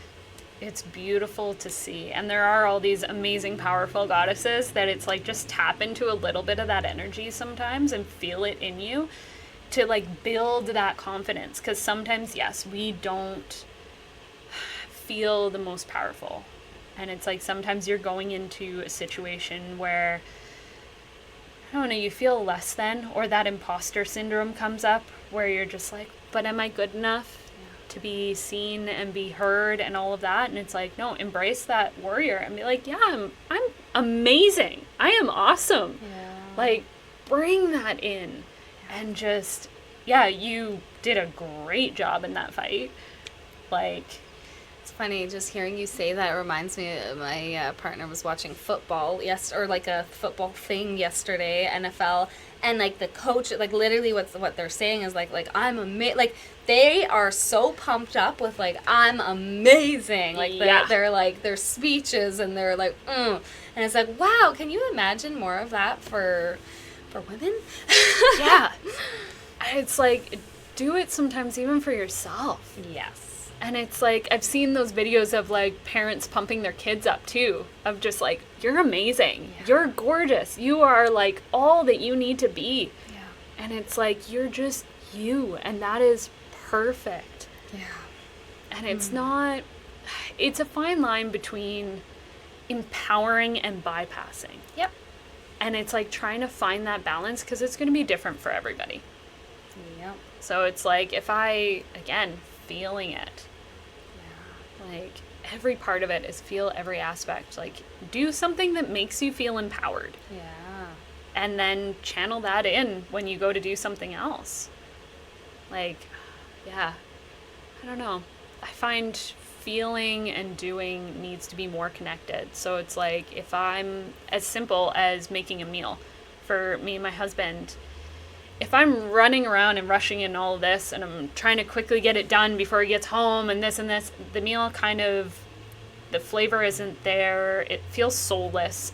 But if I spend all day roasting a chicken and doing some vegetables and being really present in the process, it feels so good. And like the food tastes better, and it's like, even if it tastes the exact same technically on a scientific, it just feels warmer and cozier and more loving and just so good. I feel like nobody can deny that. Yeah. When there is love, literally infused into food. It's like Costco cookies and grandma's homemade cookies. Exactly. It's the same damn recipe. Yeah. But it just, when it's grandma's, it's just so nice. Yeah. And it's like cozy and happy. Memories come in instead of just something that's made by a machine and pumped thousands upon thousands out a minute. Which I will still eat, and... Oh, God, yeah. Of course I will. Like, I still... Yeah, don't get me wrong. There are definitely cookies and chocolate bars, and, like, lately I've been hooked on Kit Kat bars for some weird reason. I'm so craving all the baked goods right now. I'm like, I don't care what they are. If they are put into an oven... Yes.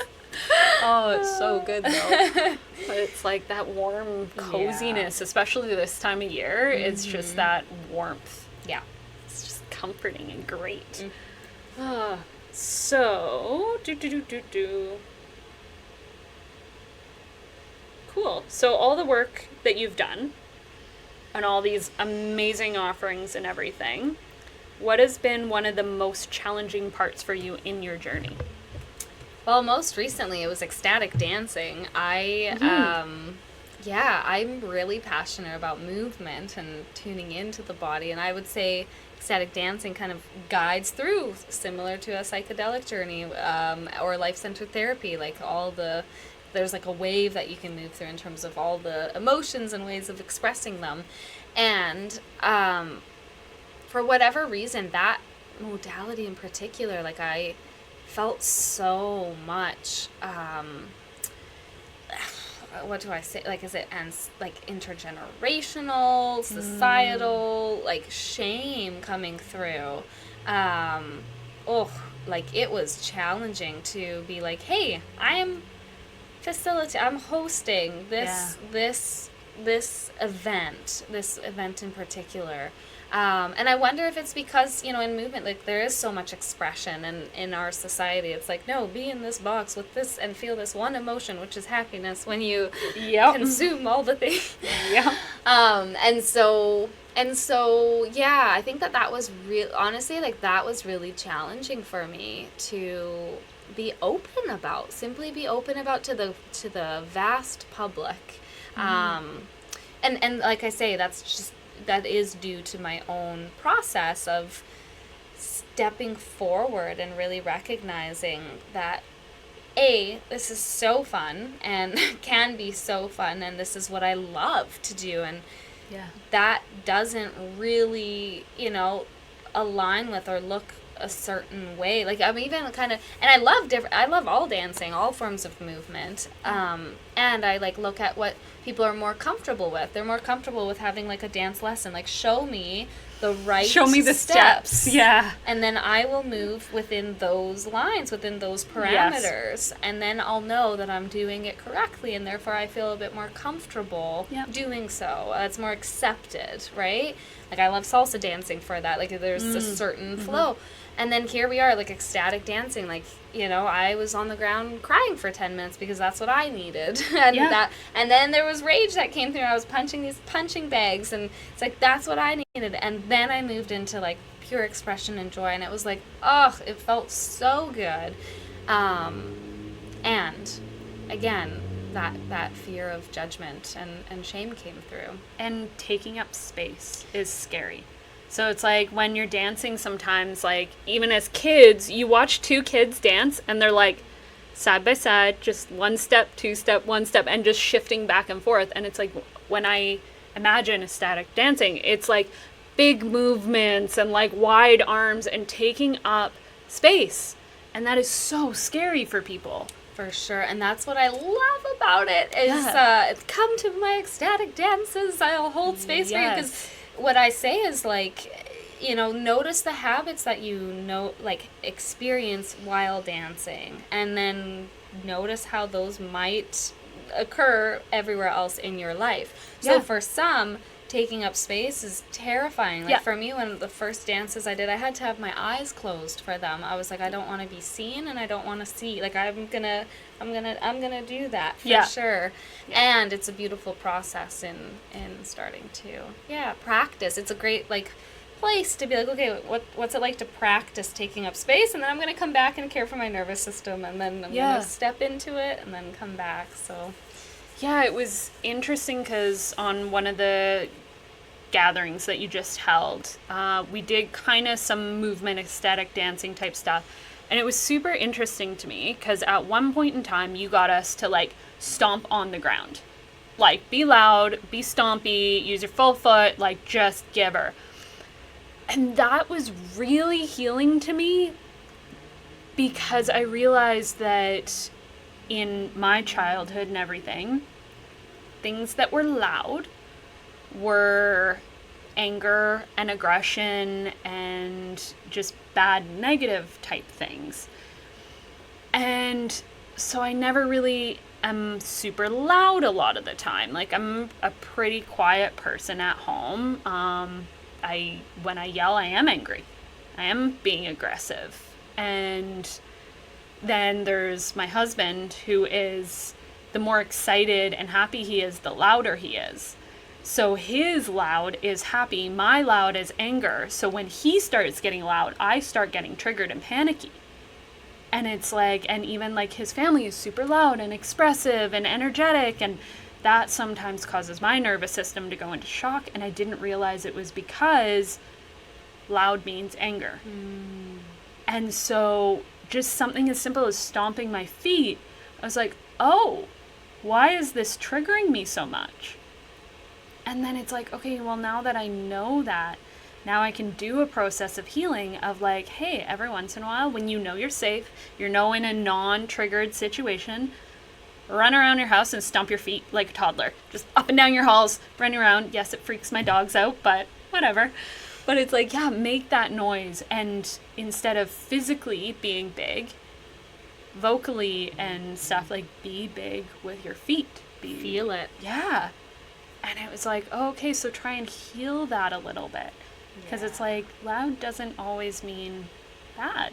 Changing your association with that expression.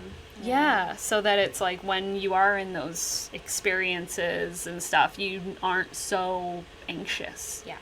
In like groups and crowds and all of that. Or, holidays with the in-laws and everything. It's like, yeah, they're happy and loud, and it's just sometimes it causes me to like, my brain to like freeze, where I'm like, okay, you're safe. Yeah. Oh, the healing, hey? Yeah. It's beautiful. So I love that you've moved into the ecstatic dance and everything like that with it. And something that, ironically enough, I don't know why I didn't write any questions for it, but one of your major passions is doing like womb work and healing for the feminine and everything. Yeah. And something that you do is like you track your cycle and all of that, and try and like, how would you put it? Like if you're tracking your cycle and working with your schedule for stuff, like, I think I wonder if there's a different title for it, but menstrual cycle awareness is ultimately like the blanket term that I use. And it's listening to our rhythms and our internal rhythms. And, we do this naturally as we are, have all 4 seasons here. It's like in the wintertime, you're not going to put on a bikini and go to the beach. Like it's like some of our friends do. Right. Yes. Right. That's a whole other level of healing, but yeah. Yeah. Basking on the sand for hours. Yeah. Like there's you might do it, but then it's like within a window, right? Like really a frame, and so in the summertime, you likely won't walk around with your parka and go to a ski hill with your snowboard or something. Yeah, totally. And so when we can start to attune to our rhythms, that's something I'm so passionate about. And so naturally, I think it's challenging in this society that we're in, which is like very productivity focused and just keep going and don't stop, and so it can be really confronting and really challenging but the menstrual our rhythms, whether you're on a hormonal contraceptive or not, our bodies are still attuned to this give or take a month-long rhythm. And we see this linked with the moon cycle. And so when we can listen to it, there is so much wisdom that our body has. It teaches us so many things. It's like literally the lessons just keep pouring out just due to when you do attune to your cycle. So during menstruation is that winter phase where it's like, you want to go more into a cave. Naturally, we don't feel, everyone's unique, but there's usually more of an inclination to be inward and be in that cave and not be outward and social at meetings and productive. Like that's actually when we need to be resting more. And when we're in that ovulatory phase in that summer is when we can have more meetings, schedule things. And and I appreciate, we rescheduled this around my cycle. I was like, what, actually it'll be a lot better. Like I think I would be showing up much differently at a different time of my cycle. And when I've started to honor that more, I can go on at length about the wisdom, like that premenstrual phase, really a time to practice saying no, and how difficult that can be for some people in who have been conditioned to be more on that pleasing side. So I think that femininity comes through too, where it's like, sometimes I can express more of that masculine side at different times of the cycle. And then during menstruation, I mean, that is when our intuitive and psychic abilities are the greatest, and so that really is a time we're meant to slow down, stop, and open up to see what wisdom wants to come through. So you can use your cycle to tune into messages and set an intention. Be like, I have a question, I don't know what and you can literally allow that month to be. There's lots of techniques and tools. So obviously I'm just like blabbing about the different ways that I interact with it. No, that's great. Well, and like, what would be something you would suggest for somebody? Because like, a lot of us have to do 9-to-5 jobs and stuff like that. So if it's during your menstruation and you realistically want to be going in to like cave up and everything, we're in a society where as women, we can't take the week off work every single month, no matter how much we would love to. I explained to my husband, I'm like, you don't know what it's like being in a business meeting, having a discussion with a bunch of men, when it feels like somebody is literally inside my uterus, like twisting it. And I'm like, this is so uncomfortable. But I'm having to be like, same old Janine. So like, what are ways I could still honor myself, but also do that 9-to-5, like show up for the commitments? Oh, great question. I mean, first of all, I recommend tracking. So, I recently had a question of like, oh, but I have an IUD, like, so how does that impact me? You can track around the moon cycle. So you can still label it as, let's say the new moon is, or full moon, day 1. And then you track day 1, day 2, day 3, and label it as such. So first of all, to start tracking, and in that, it can be really brief, just a little note of how are you doing? What was the day like?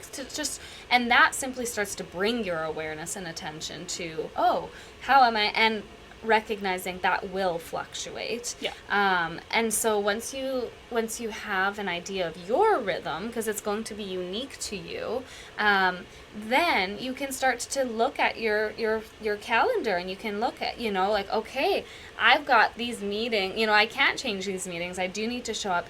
But what can you do outside of that? So some people will plan ahead with meals, and they'll freeze some, they'll be like, okay, I have a little bit of extra energy at this time of my cycle, so I'm going to make an extra meal, or like take those leftovers and freeze them, so that during my cycle I don't have to cook as much. Or you can talk, like, community is huge. You can I've done shares with friends where it's like we each make a soup, and then we share that with each other. So now we have 3 types of soups instead of 1. There's different ways of being creative. If you have a partner at home, can you have a discussion like, hey, during this time, what would it be like for you to support me a bit more, and maybe you cook during that, that day or 2 in particular, if not that week.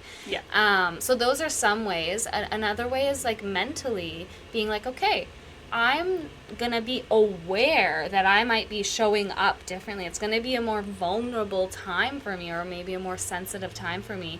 Can I just be aware? Like, sometimes even just being aware of that gives you a little bit more grace. Sometimes people will find that they're like expecting themselves to show up in the same way that they are as a completely different human with a different hormonal pattern. But if you know that, just simply knowing that you're going to feel differently, then you can start that internal dialogue. Maybe bring in some more of that compassion. Give yourself a little bit more of space. Like, where can you, like, we can each do like a 1% change. Like, if that day you need 1% more grace, what would that look like for you? That would be a good place to start. Yeah, that's great. Just kind of looking at that self-care aspect of it and kind of bring it in. Yeah, I find, like, when I started looking a little bit more into it, I found every time it's like that time of the month and it's my cycle, and I always seek out community and other women. And I think part of that was because I was so disconnected from a lot of women for such a long time, that it was like, for me, that's when I'm like, I'm fully a woman right now. Right. And so it was like connecting with them and being in a group and stuff like that. Like that always, I didn't realize I was doing that until all of a sudden I was like, oh, wait a minute. I'm like, it's every single month I'm trying to find something to either spend time with friends or put something on or anything. And yeah, I had the habit of just, seeking out that, other women in that time. It was really nice. Yeah. Mm-hmm. That's powerful. Yeah, it's like realizing your patterns and stuff and tracking your cycle even when you're not trying to get pregnant. Yeah. Or trying to avoid pregnancy. It was like, it had nothing to do with that. No, it's about deepening your understanding of your own body and the wisdom that the cycle has for you. Like I said, that premenstrual phase is really a time to when this inner critic starts coming up, and so it's like, okay, well, what's coming up? What needs to be looked at, and also it's a time to start saying no more. And if you have difficulty doing that, okay. I remember the lesson that I received I certainly did. I remember in one day, 7 times I had to say no, and I was like, really, and fortunately since then that hasn't been the case because I've been employing that technique more frequently, but my cycle is the one that really showed me the discomfort that I had with it. It's interesting. I don't know, I feel like most people either have a hard time saying no or yes. And it's like trying to find that balance in your life all the time, where it's like, where am I saying yes to too many things, or where am I saying no to too many things? And it was like, every time, like even with my friends before, I would get invited to things all the time. I was like, oh, no, I'm busy, or I'm overwhelmed, or I'm stressed out and all of this. And I'm like, but to relieve the stress, going and hanging out with my friends actually made it way better every time. Noticing and that's what's beautiful about every individual cycle, and that's why tracking can help you identify, I'm saying no more frequently, but what do I need to practice or lean into? And they have so many apps now that make it so easy.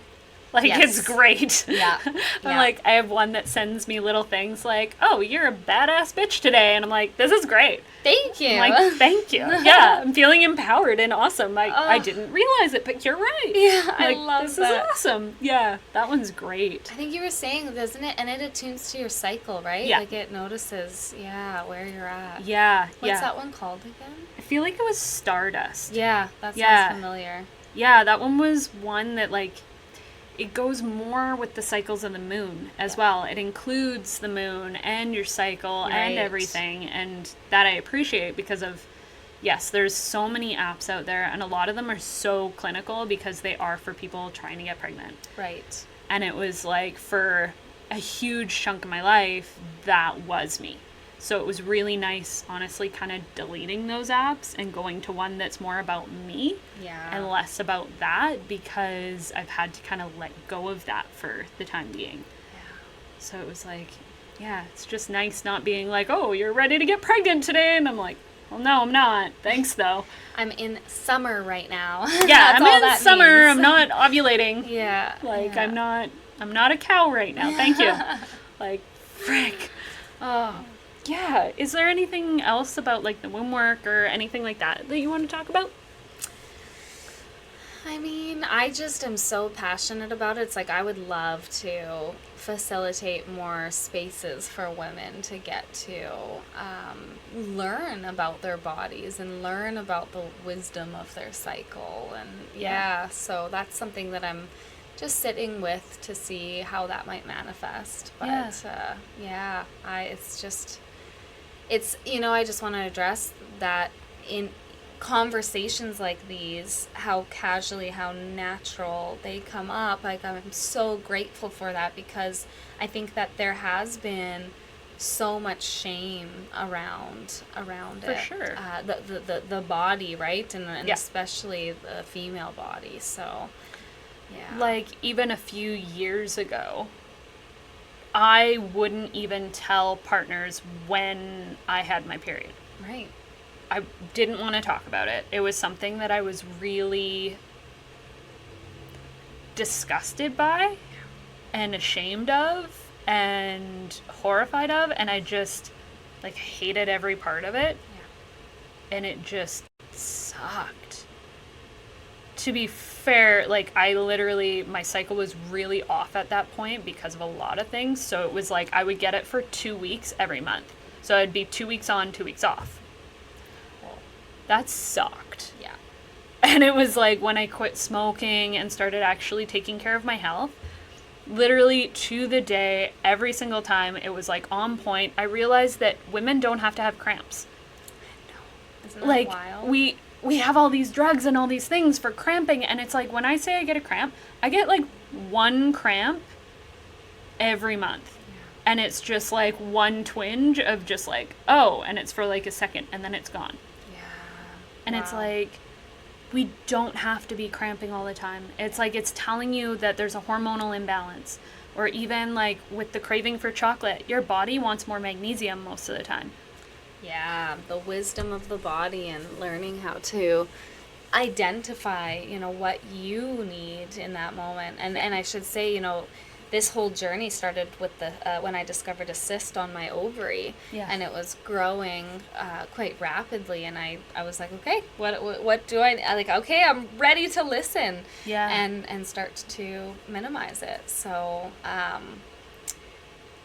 and in doing so, it's taught me like, oh, I needed to attune to the moon. I needed to attune to my cycle, and yeah. And you're right, like, I too, I was someone who would be kneeled over in pain to the point of almost passing out. I recall, like, when I was at the university at times, like, literally unable to move due to pain. I know some people, multi-day experiences of pain with vomit and nausea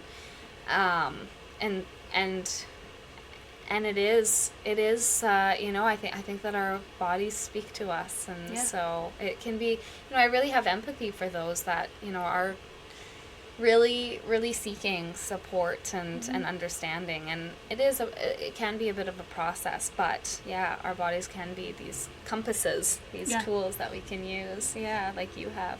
And it's like, it pains me to know that like you got started on this path because of like the cyst. I got started because trying to get pregnant for years. And then Right. this year, like with everything that happened, I learned so much more about women's bodies than most doctors know, because I was like, what the hell is going on? So it was like, I don't know which episode goes where at this point when recording. So basically it was like having 2 ectopic pregnancies this year, both of them rupture, and one we caught early enough that I was able to try to medicate it, which when I was told about the medication over and over, nobody told me that methotrexate is chemotherapy drugs. So having that knowledge, even where it's like they don't tell you these things of like, oh yeah, if we catch it early enough, we can try to medicate. Nobody said with what. So when I agreed to it, I had no idea I was agreeing to basically having chemo. And that was brutal on my body. That was horrible. But trying to understand women's health and all of that, like, it sucks that we had to come to it from a medical part first. So it was like even just trying to track your cycle and all of that while trying to get pregnant or dealing with the cysts and stuff like that. Like, I wish that more women would come to this and learn this knowledge just because. Not because of this medical issue or pregnancy or cramping or anything, just because we are women. This is something we go through every month. and it doesn't have to suck as much as it does. Yeah. Well, and I think that conversations like these, where we just acknowledge our bodies, and I was listening to a podcast. They started off by acknowledging, where are you at on what day of the cycle are you? Like, how are you joining me? Where are you at in your cycle, and recognizing how that can impact you, and yeah, I hope to be that. The change maker, a part of the, I'm starting to see more and more women, and I realize that I am in a bit of a niche. It's funny, like, to me, I'm like, these are the normal conversations about the women, and then I'm like, oh, okay, so it's so uncomfortable for a lot of people. Yeah. Like, I know that, like, the women that raised us were raised to be, like, hide it, be ashamed, like, all of this, and I appreciate now that I feel, maybe it's just our group of friends, but I feel like girls nowadays are being raised with more knowledge and more acceptance. Yeah. And it's like, God, the things that we were told as kids, like going from like pads and stuff to tampons, and like putting something that's literally bleach soaked cotton up inside of you to change the pH levels. Oh my God. Yeah. And like, yeah. Just all of those things. I'm like, that's horrible. Yep. It's a wild thing. Like, it's one of the thoughts that I have, when I hear of, like, people being like, we're sending, all these boxes of tampons to, a country in Africa. And it's like, okay, but what happens when those run out? Like, like menstrual cups. Like, can we start talking about those more frequently, and how, like, this really leads to the connection with the environment. Or just let them too. free bleed. Or free bleed. Like, they're fine. Yeah. They're fine as they are. Yeah. It's not... There are different traditions that have been in place to really honor. Yeah. Yeah. But that steps outside of the 9-to-5 productivity focused, Yeah. Like, I think that that's where we can really start changing the world in that sense, when we can start to attune to our bodies. I think the wisdom, I know that's a bold statement, but it's like, I do believe that. It's like when we can start attuning to the wisdom of our bodies and these cycles, and like clearing that shame. Exactly. And it's like, even now, like, I'm still dealing with now a different level of it, because now it's like, I was frustrated for months that I'm now at the stage where I still have to have my period, have to, and I can't get pregnant. Right. So then it was like me being upset with my body of like, why do I have to go through this? It felt like for no reason. Yeah, right. And it's like understanding that whether women want to get pregnant or don't or can't or anything like that, like, it's a part of your cycle, and the hormones. Because it's like, if you get everything taken out, you have to still have a hormone replacement. And it's like, right, it has a purpose. It has a reason for being there. And like coming to balance and acceptance with it, and not hating it so much. Like, it's right at that core of yourself. Your base chakras are all in this area, and it's like, you're hating that. Yeah. These divine relationships that evolve. Yeah, it's nice seeing more people be open about it. Yeah. And, less closed off, and I don't know. Yeah, how different it is than, I picture myself in high school taking that tampon from the what's it called? Oh, geez. And then putting it in the sleeve and Yes. then walking to the bathroom so no one can see. Or even like out of your purse or something like that. Or, oh geez, I still remember a girl left a backpack at my house when I was younger.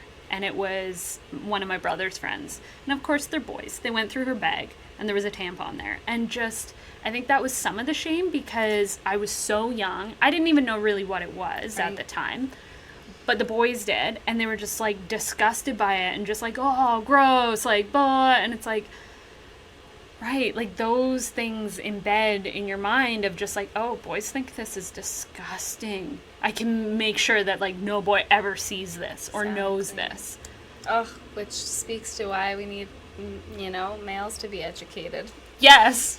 Yeah, because it is like you said, it is a community effort. Like we're not meant to be in isolation. So. And I hope that the education system for public schools has gotten better than when we were in school, but I can almost guarantee it hasn't. Like, when they teach you even just basics of reproductive health for women, it's like, oh, if you have sex unprotected, you'll get pregnant. One, it's a lot harder than that. Yeah. And then also, can you show them what their uterus looks like? Can you explain the tubes? Can you explain even that your eggs and your tubes are separate? And that it's like this, almost like a radio signal that your tubes send out to attract the egg from the ovaries. And it's like, that's so cool. Yeah. It's so cool. Yeah. And it was like, because when I learned, I was so confused when I only had one tube. I was like, what do you mean I could still get pregnant? Because it goes back and forth. I was like, how could I still get pregnant on the odd months? And they're like, well, because the egg could literally travel across, like, on the outside of my body into the other tube. And I was like, that's amazing. How do people not know this? Yeah, that's wild.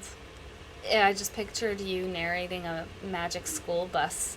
I love the magic school bus. It is like I want you to do the womb, the yoni version of it. Yeah, it needs to have an episode specifically on that, with you like in there and traveling along the tube being like, and there's a signal. Right? It's just amazing. Oh God, the amount of things I learned from the magic school bus growing up, I learned more from that scientifically wise than I did school. Yeah. Because I did not pay attention in school, but God, I love Miss Frizzle. It's like, could we all just be Miss Frizzle? I know.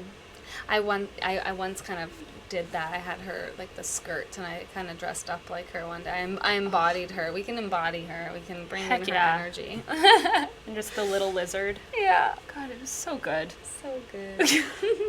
So random. See, like I said, I go off on tangents. It happens. So, yeah. Basically, one of my main last questions was, what do you kind of see coming up for you and your offerings for the next year? Well, really exciting, and it just came through this week. I'll be doing some deeper training into psychic work. So nice. I'm imagining that with life-centered therapy as like a platform to use, like I really do value the depths that work can provide. I think deepening my understanding, because I've been bringing people into higher dimensions, and there are these higher dimensional beings that are really present and facilitating deep work and healing, and so although that's been coming into my sphere and coming into sessions already with people, I think that I'm going to be just deepening that work. So continuing to do that, and channeling is an aspect of that I think will be something that I provide more frequently as well. And then so those are kind of like the more of the one-on-ones. I also envision leading groups, like facilitating group experiences. Like I really did, like that came through really quick, like clearly, is to facilitate group experiences to elevate consciousness. So the forms that'll take place in, probably through movement, through sound, like somatic expressions, and more ecstatic dance. And ecstatic dancing. I'm gonna be dancing with people more often. Yeah. So that's what I can envision. Yeah. That'd be so nice. Yeah. I love it. Thank you. Oh, I have a set of questions that I do at the very end for everybody of Nice. rapid fire questions. Yep. So, yeah, we'll just... I'm like ready dive for into it. First. All right. Okay. Would you rather watch a movie or read a book? Ooh. You know, oddly enough, right now I'm leaning towards watching a movie. I have like stacks of books by my bed and I'm constantly reading them. But right now, I'd rather watch a movie. Nice. What is your favorite season of the year? You know, it has historically been straight up summer. I'm that gal. Like I wanna go surfing, I wanna lay on the beach and be a sundial. Just go hiking a lot and Yeah. stuff. Yeah. Do you prefer sweet or savory? Sweet. I'm getting an apple pie after this, after our conversation. What is your favorite plant? Ooh. Aloe vera just popped into my mind, but I think those I love the vines, pothos, but also the rubber tree. So I guess I'm not answering directly, but all three are my favorites. That's fine. Best place you have ever been? Sri Lanka. Really, really beautiful spot. And up north in what is it called? The hot springs, Liard. Yeah. Sounds great. So, what is your favorite form of body movement? Ecstatic dance. Yeah. What is your preferred way to manage stress and overwhelmed? Yoga nidra. Yep. You know what? As I say that, I'm like, well, I live and embody what I like to provide. Yeah. So, yeah. And then, what's your favorite type of music? You know, I've been really enjoying more like drums, like kind of like a tribal beat and sounds coming through. So there's that, and then there's just the straight up kind of like acoustic-y folk that I really enjoy tuning into. Yeah. What is the best mythical creature? And I'm loose with the term mythical. You know what popped into my mind was like the big, like large kind of brown, like furry, like 4 legs with like a big tail. What would that be? Is that even one? I feel like a yeti crossed with a Dinosaur? a horse? A horse yeti? Yeah, so maybe it's the Yeti. How did you get 4 legs though? I don't know. It's an image. So maybe and it's mythical and you're loose with it, so maybe it doesn't have a name. But it looks like a lion crossed with a Yeti. Oh, there is... Hang on. There's a lion crossed with a bear, and I feel like it has, I want to say, like a snake tail or something. Yeah. I see that Yeah, too. yeah. Oh my god. I cannot... Someone's going to be listening to this and being like, So- this is what it is. I know, I feel so bad. I know what it is, but I don't. That's what just popped into my mind. Okay. Well, on the video version, I'll put a picture of the creature. There we go. For the audio, you'll just have to imagine it yourself. I'm like, it's not a griffin. Damn it. That's going to piss me off. And I swear it has, like, wings or something. Yeah. But it was, like, a Greek... The tail I definitely see is that snake, like, kind of, I don't know, shape. I'll send you a picture after this. Yeah. I will figure it out. We're going to find it right away. So what is one of your greatest accomplishments so far? You know, when we were talking about, like, the positivity of, like, I'm amazing. I'm happy to hear that. I have so many. Which one would I pick? Is what's Yes. coming through. You know, to some degree, I want to say... It's funny, I'm like, what is an accomplishment? But I guess tuning into... I think really allowing just my natural gifts to flow. Oh my gosh, and as I say that, when I was I used to be a lifeguard as well, way Yeah. back in the day, there was a teacher, shout out to him right now, and Stuart, and I spoke about the anxiety that I had, and he talked about Babe Ruth. Like he came to me the next day, and he's like, you know, in his 70s, this guy that comes in and swims every day, and he's like, You know, I was thinking about your anxiety, and he told me the story of how this famous baseball player was being interviewed, and they're like, hey, you go up to bat every time that you, like, literally need to have a home run. And if you don't, like, you know, the game is over. Like, how do you deal with that level of stress? And his answer was, I just relax and let my natural talents take over. I relax and just let my natural skills take over, talents. Something like that. And he was saying that, like, lots of people who heard that were like, oh, like, he's so, you know, conceited and, like, so... But he told me that in particular, and it's funny, as you just asked that, I just tuned in with, like, what are my accomplishments? It's like, well, probably what feels best, what I feel most, I don't know if there's pride, but this sense of, like, that's nice, is when I do facilitate a session and I tune in and I open up and I allow this communion, this connection to the universe and to the divine and this channeling to come through. And to me, there is a relaxing, and that is a natural process that flows through. Yeah. So it's really neat to have that, you know, like, as someone who has, like, navigated and tried and studied and done so much, to be able to, like, and allow. It's like, and that's what I'm most proud of. Yeah, because I find, as somebody on the outside, when you ask a lot of people a question, they go up into their head, and you go into your body, and you literally, like you said, you tune in to, okay, what am I feeling right now? What's coming up? Instead of letting your ego run through everything, you, like, let kind of all parts of you tell you. Yeah. Which is, a massive accomplishment, because not a lot of people do that. And mythical creatures come up that are unknown in the process. Damn thing, I'm going to figure out what it was. And thank you. I do appreciate that. That seems to be, it's like, I don't want to do it any other way. Yeah. So thank you for coming. I'm so happy that we got to do this. Me too. Yeah. I'm excited to see how our journeys will continue to unfold. Yeah, it's been, like I said, it feels like it's been hundreds of years that that we've known each other, and it hasn't been that long. Yeah.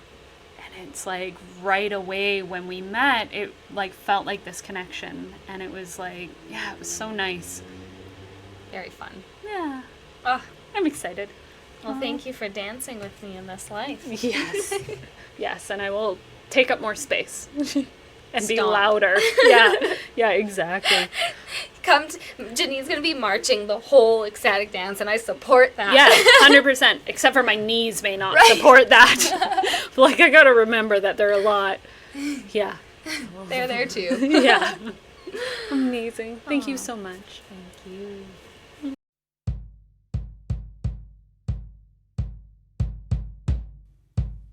I would like to thank Juliet Kaczmarek for joining me on today's interview. If you would like to hear more from her, go to root2rise.ca or find her on Instagram at holisticjuliet. All of the links for today's episode will be in the show notes.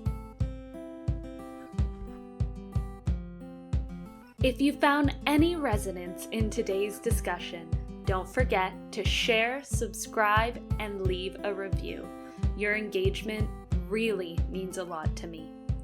Connect with me on YouTube, Facebook, and Instagram at the Wild Nova Podcast. If you have any questions or comments, you can email me at info@wildnova.ca. And as always, visit my website for any additional resources at wildnova.ca. I'm your host, Janine O'Brien. Remember, the connection between your body, mind, and spirit is a journey worth embracing. So until next time, keep exploring and stay curious.